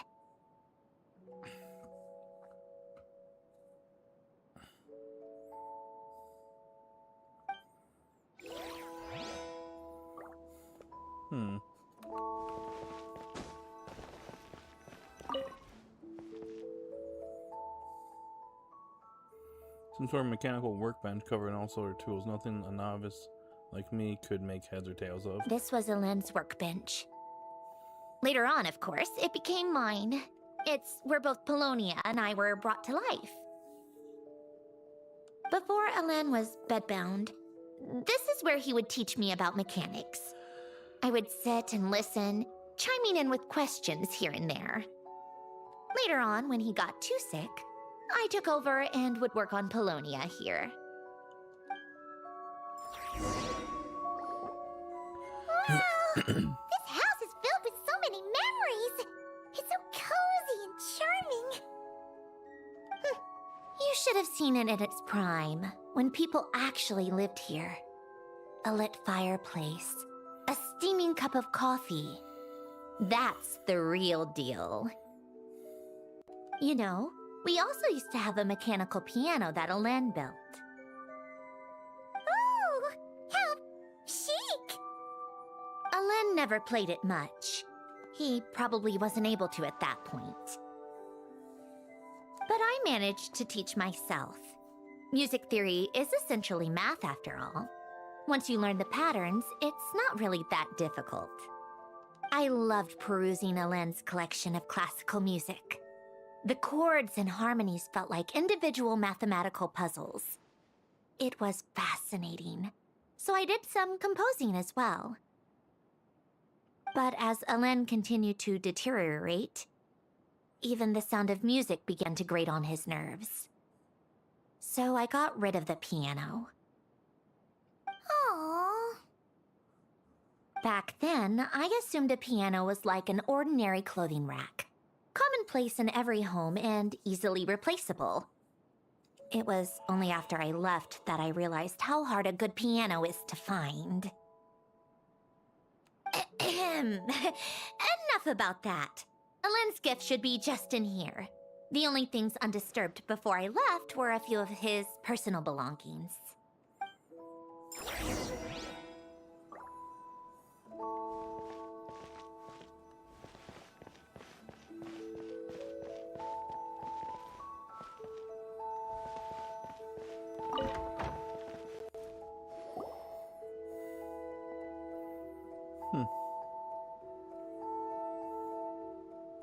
Wait, there's a hidden compartment at the back of this box. Looks like it's locked with some kind of gear mechanism. Knowing you, Hélène, I'm guessing it goes like this, then like this. Got it. Am I a genius or what? Let's see here. A box? Well, you gonna open it?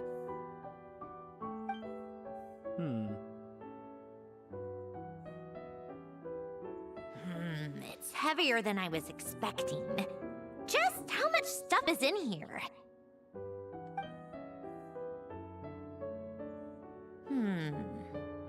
A letter? And a bunch of junk underneath it. None of it seems that important. Wait a second. This should be it. Oh, a cube? It's a multi-dimensional algorithmic core. Ellen would use it to store information. Only Polonia and I have access.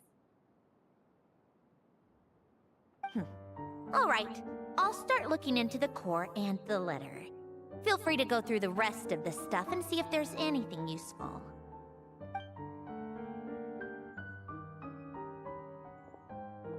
Okay. Hold on. There's another picture in here. This one has writing on the back. No, it's Sandrone.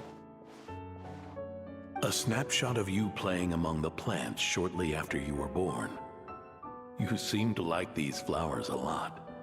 May you grow and flourish just as they do. Huh? Wow! Look how happy you are in this picture. You've changed a lot since then, huh? What's that supposed to mean? Just that you come off kind of aggressive sometimes, or, you know, annoyed at everyone around you? Well then, people should stop being so annoying. It's not like I'm the one with the problem. Sassy. Of course not.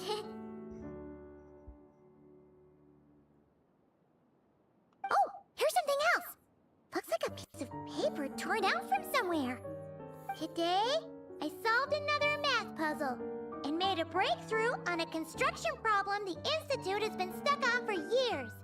Am I a genius or what? Oh. No, wait, that's From now on, I should have people address me as Her Highness the Clockwork Princess, Unraveler of all reason. Sandrone triggered. No, nope, no more of that. I thought I tore this page out. You wrote this? Then how did it get... Wait, there's more writing at the bottom. You seem to have developed a distaste for this particular entry, considering I found it in the trash. I'm sorry, but I could not help but hold on to it. Forgive me. Ellen! Don't be embarrassed. Everyone goes through a phase like that. Nonsense! I wasn't even the one who wrote that. It must have been Polonia. Oh, it's okay, we get it, Your Highness. That's enough. I told you it was Polonia. You know what? We're done with this. No more rifling around in the box. Just put it down and let me read the letter. To my little clockwork princess. Guess it's for Polonia. Not another word. Got that? If you're reading this, You've most likely received the gift I left for you. I just hope you didn't stumble across all this while cleaning out my effects or something trivial like that. I once asked if there was something you wished for. Do you remember that? I wonder if time has changed your answer. Regardless, I have another gift. A formula that will allow you to come face to face with the anomaly inside of you. If you even still call her that. Huh? Why this gift? To understand that, allow me to wax poetic on the soul once again. I would ask you to stick with me until the end, but I know you will. You always have. I believe a person should be born twice over in their lifetime. First, there's the birth that grants us life. Then, the birth of the soul. It's a matter of transforming the life bestowed upon us into the life we choose for ourselves. And to do that, we must look inward. We must make a conscious choice to define the meaning of our life instead of allowing the happenstance of our existence to pass us by. This is the process of recognizing the soul that lives within us. You are my proudest masterpiece. I told you that long ago. But to me, you have never been a creation or a machine. To me, you're just like the rest of us. You have a heart. In fact, some theories think of the human brain as nothing more than a machine, and thought the product of its computations.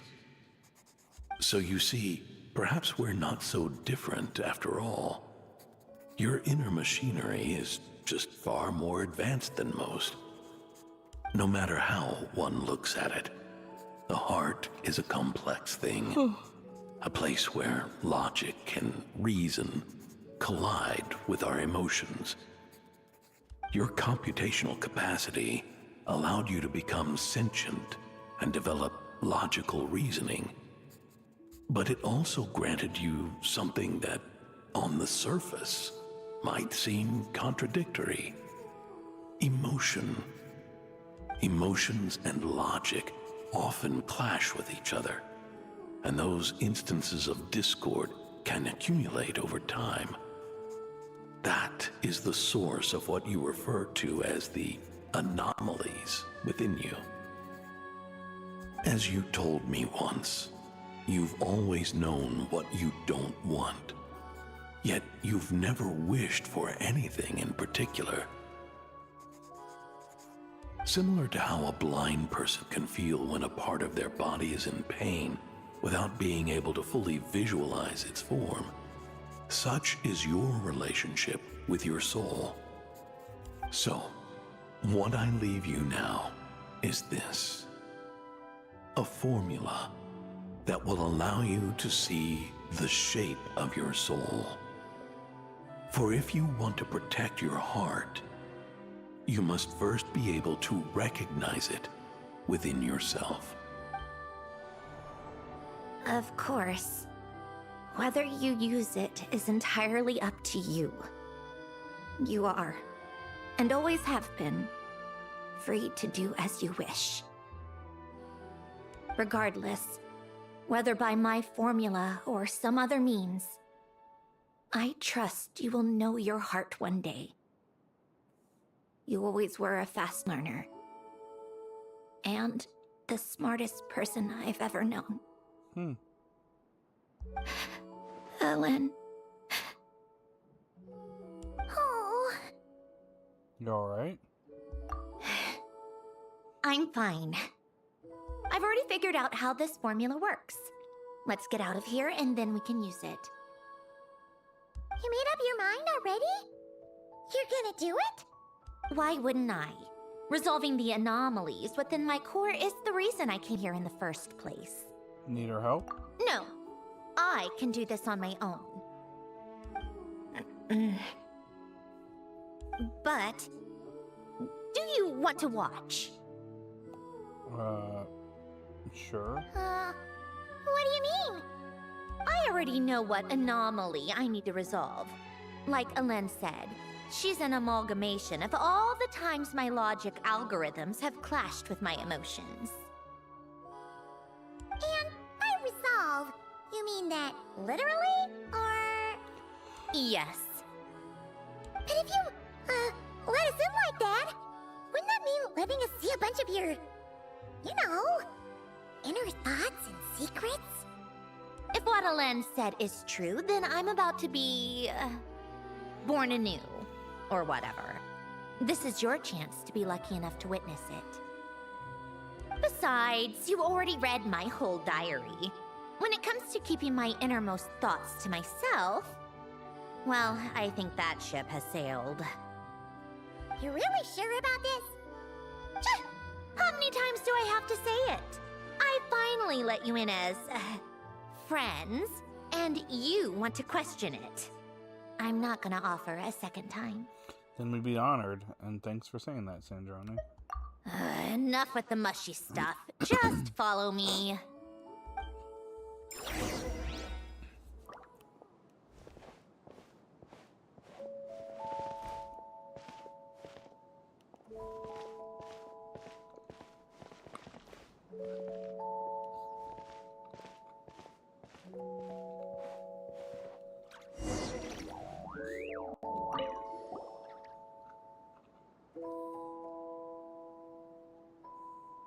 All right. With the numerological array, I can construct a simple formula that will allow you to experience what I see and hear in real time.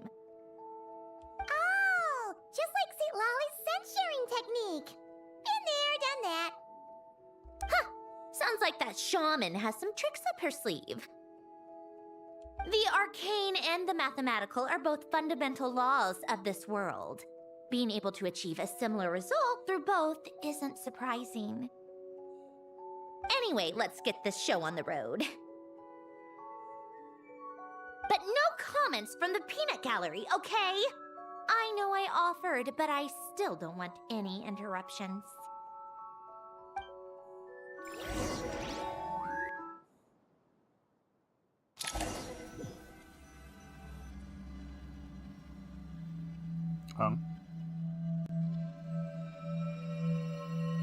Is this my heart? No, it's probably just the result of a lens formula. A space dedicated to resolving anomalies. Huh. But it looks like the walls are all mirrors?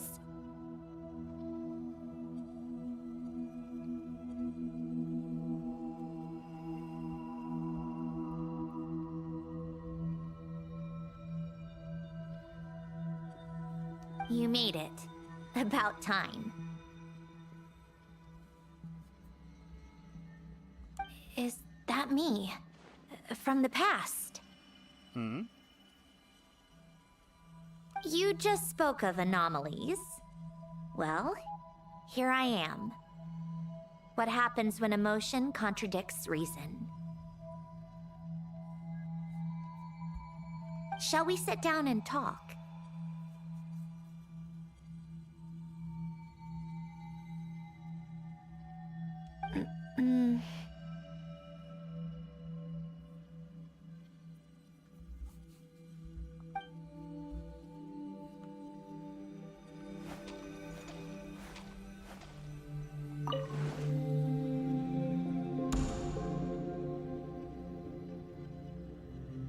That should do it.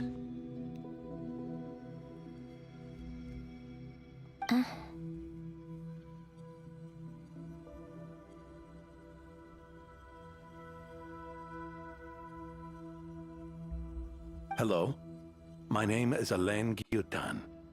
Can you hear me?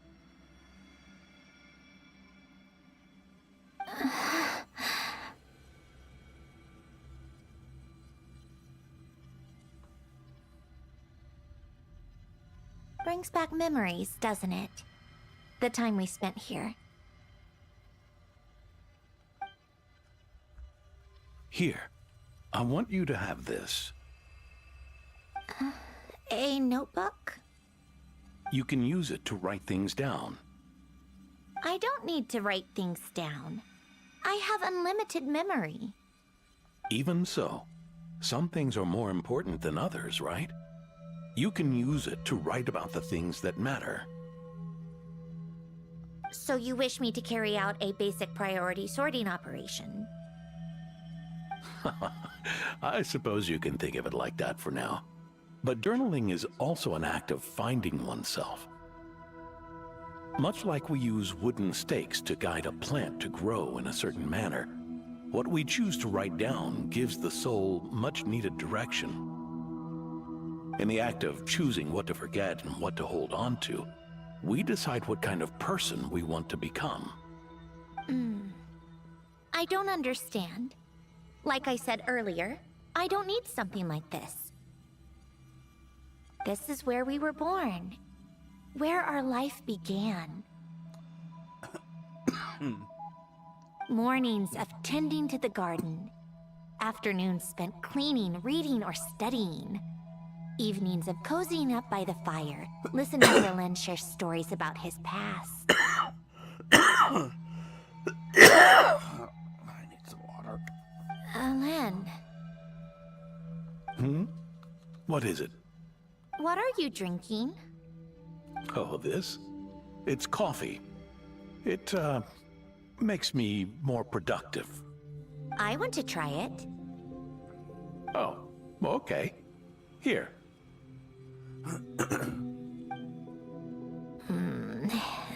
Bitter. Speaking of, why did you design me with senses? Taste, smell, touch. Well, I'm not quite sure. It just felt like the right thing to do. I suppose I hoped you might have a life of your own one day, and that you deserve to experience all life has to offer. Oh. Still bitter. But the smell is nice. I thought those peaceful days would go on forever. You know that's not possible. Maybe. But how was I supposed to know the end was just around the corner? That was just bad luck. Was it? Well, it certainly became a pattern, now didn't it?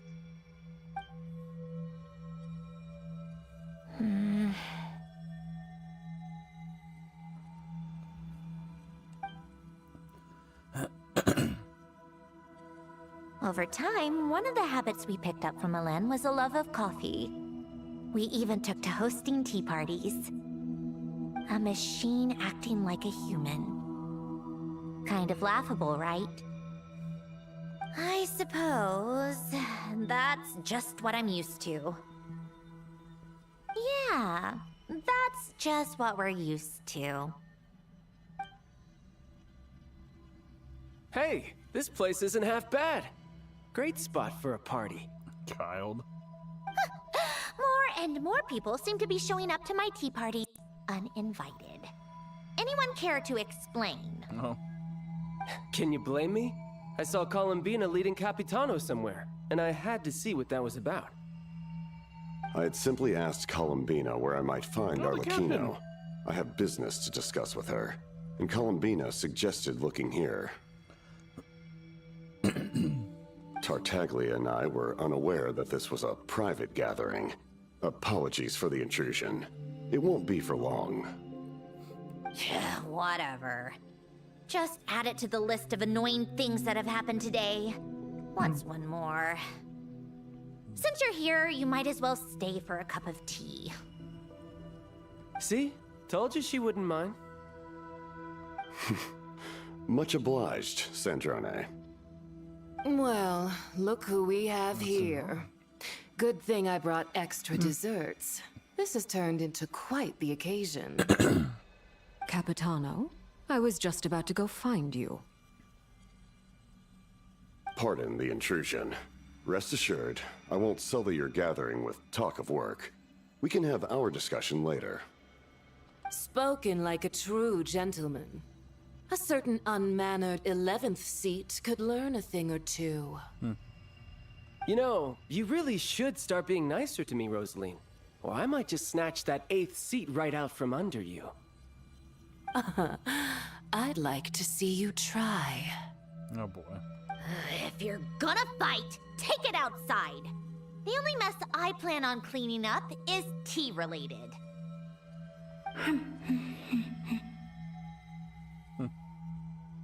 I still don't understand how our quiet afternoon turned into such a crowded gathering. One by one, people just kept barging in.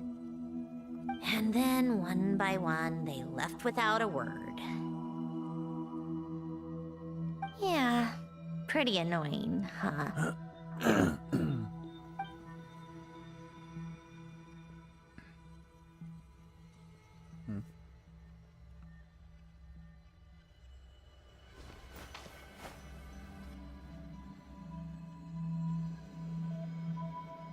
Of all my days with the Fatui, the times I spent with you, Arlecchino, and Rosaline, they were my favorite.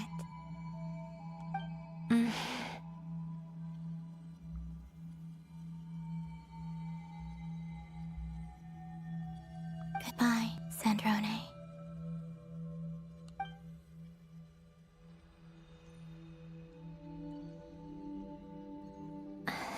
Don't go, Columbina. We should have just said that. Why didn't we? If we had, would the story have had a different ending? She couldn't stay. There was no future for her here. She would have just faded away.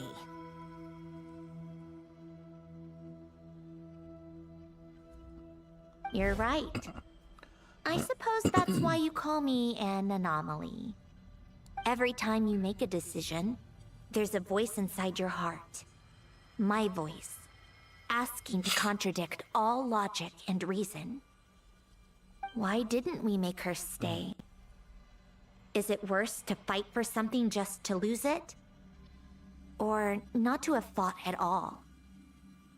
Don't you find it unfair? One by one, we keep losing the things we care about the most. But in the end, whether I want to fight for something or cry over all we've lost, you just push it down and pretend not to hear.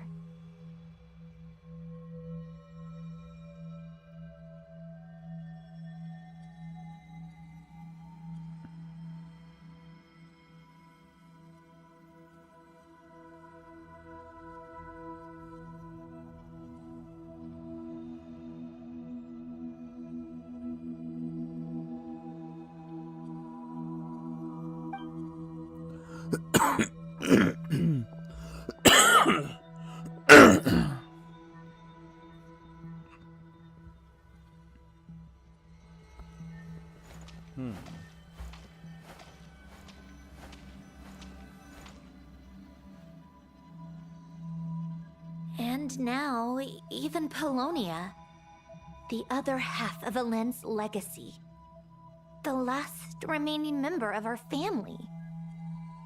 Even Polonia is no longer with us.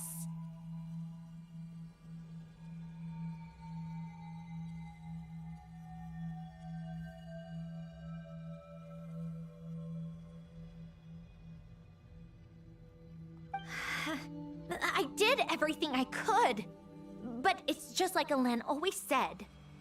Polonia was one of a kind. There was no replicating what he managed to create.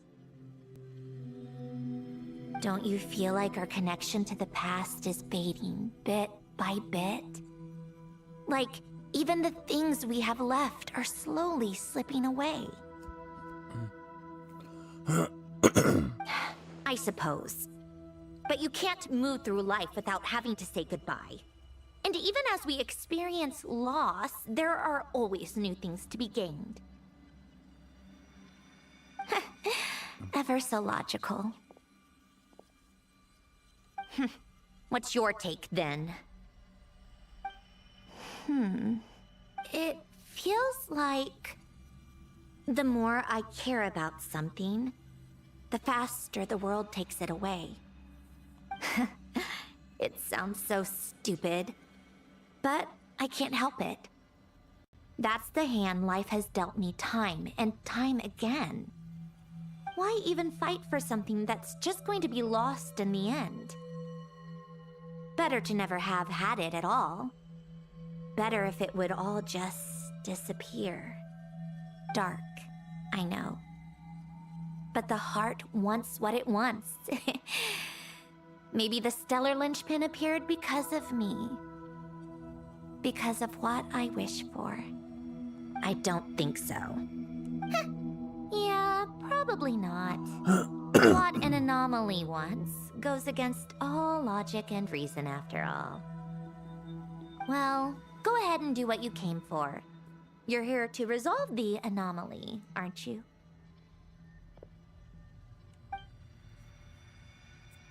Yes.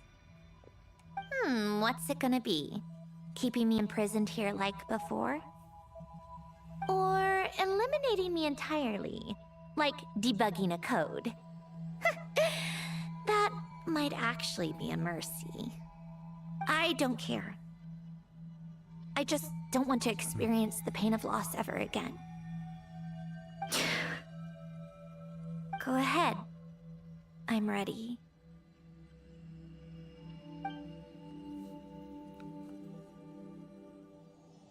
There we go.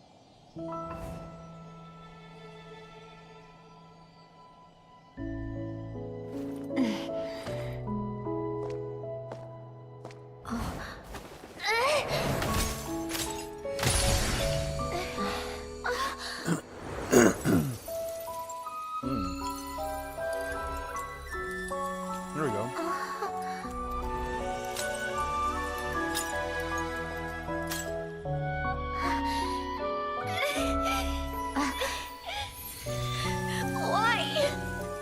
Why do we keep losing everything we care about? I know it hurts, but that's life. I wish... I know. I've always known. Because we've been one all along.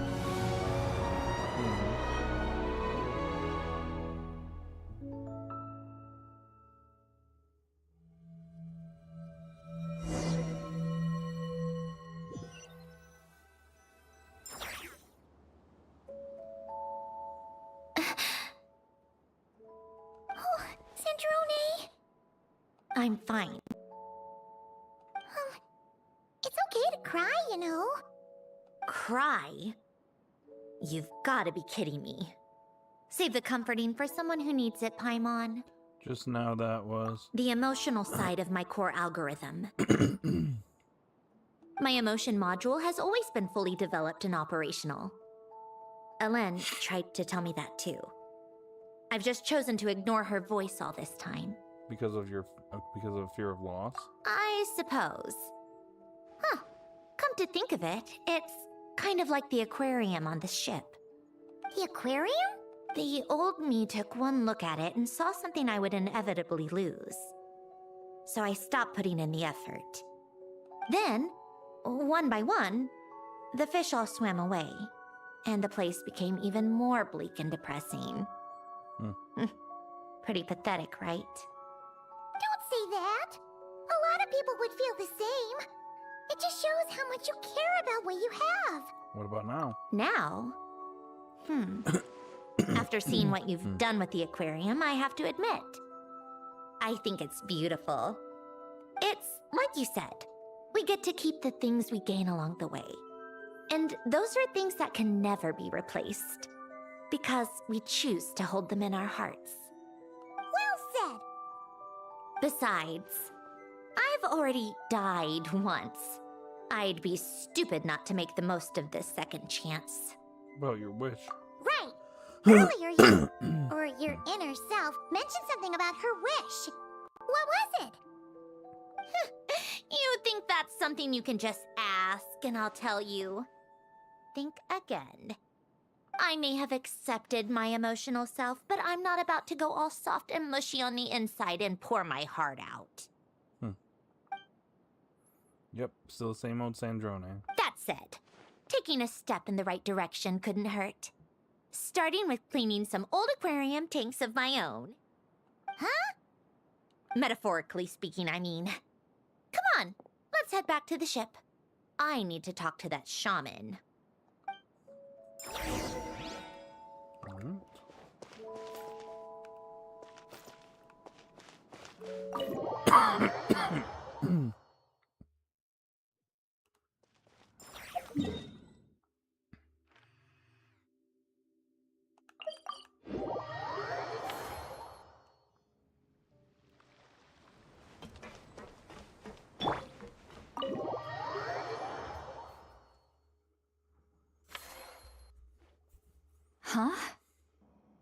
resentful lost souls?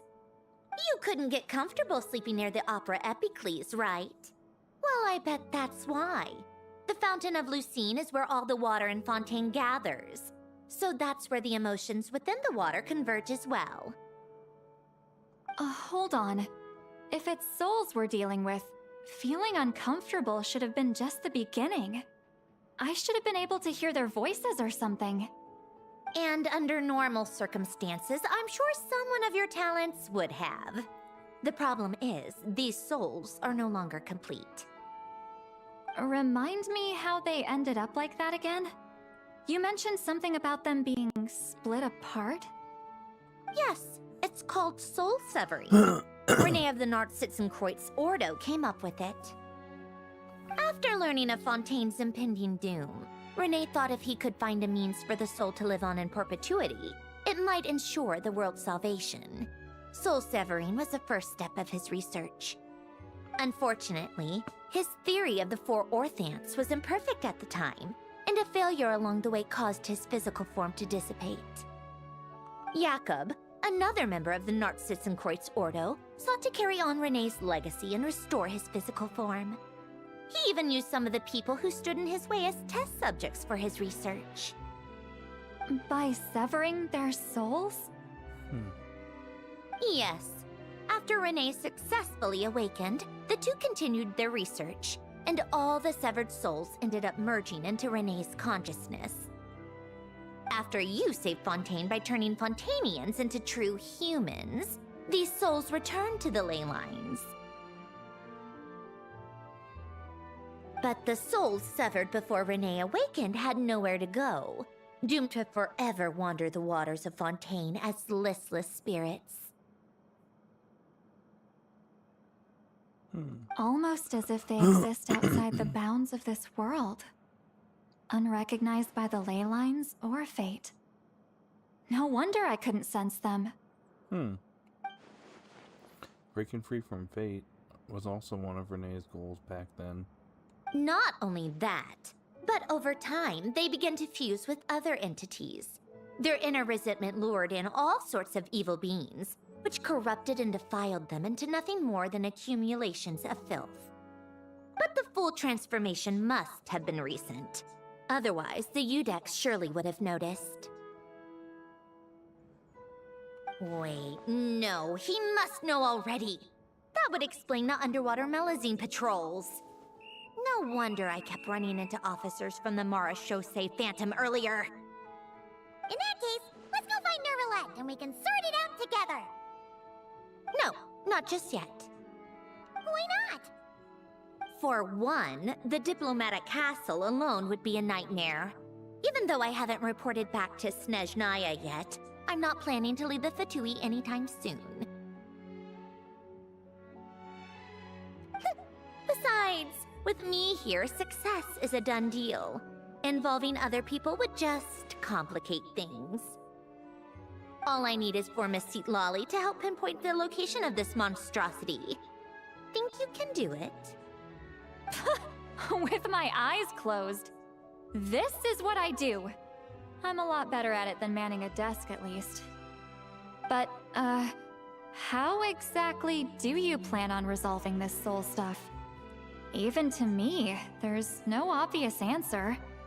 Seems pretty complicated, all things considered. Just trust me. I have the perfect solution. Oh, alright. If you're that confident, we'll follow your lead. Why the sudden interest in helping Fontaine with this, Sandrone? You never knew Renee and the others, right? No, I didn't. And you're right. This problem has nothing to do with me. I wouldn't get within 10 feet of the Nartsitzenkreuz Ordo or its members. But in his later years, Elen told me he regretted not helping his best friend when he needed it the most. He also felt sorry towards Marianne for being too lost in his mechanical research to look after her properly. If he were still with us, I think he'd do the same. He might have a few choice words to say about it, but even after everything, he wouldn't leave his friend's mess for someone else to clean up. Friends shouldn't hold grudges or leave behind regrets. Fixing what happened between him and Renee was one of his greatest wishes. All I'm doing is fulfilling it in his stead. You know, you really do seem a little different now. You mean everything that just happened wasn't for nothing? Why, thank you for pointing out the obvious, Paimon. Giving those aquarium tanks a good cleaning, huh? Just washing off the grime of the past. Turns out, a lot can build up after being ignored for so long. What's this about aquarium tanks all of a sudden? They go off on some grand adventure and what?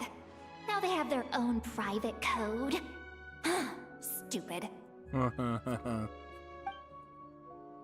Alright then, Seat Lolly. Tracking this thing down is up to you. Huh? Oh, right. No problem. You get this, Granny Eatsley! You got this, Granny Eatsley. You! Come with me to Hotel de Boer for a drink. Right now. Uh-oh. She wants a date. Granny is demanding that we go on a date right now. Why? Because I said so! Miss Guillotin, I'll report back on the location tomorrow morning. Just need a drink or two first to bolster me up. Well, don't let me keep you. All right, you. Oh. Time to go.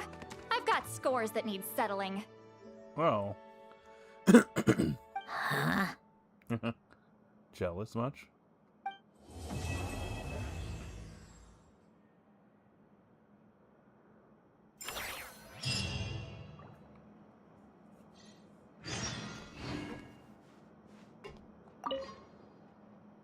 Nice.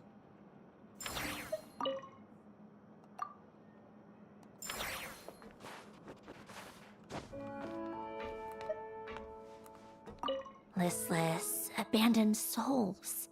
An accumulation of resentment and filth.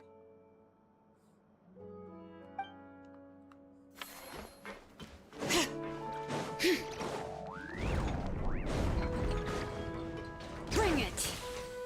I wonder if we can go to the hotel and see Granny Eatsley. Let's do that really quickly before we wrap things up.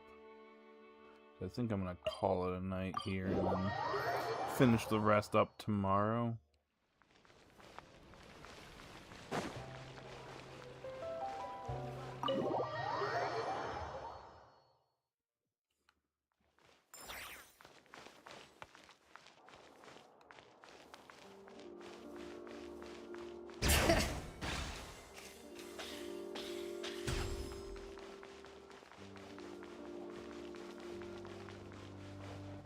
Don't tell me she's not here. Dang it. Gotta make sure Lynette stays away from the dish racks. Oh well.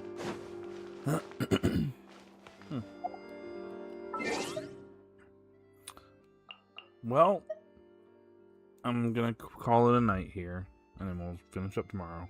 Anyways, no one's here, so have a good day or night to anyone that happens to watch this ever. Alright, bye now.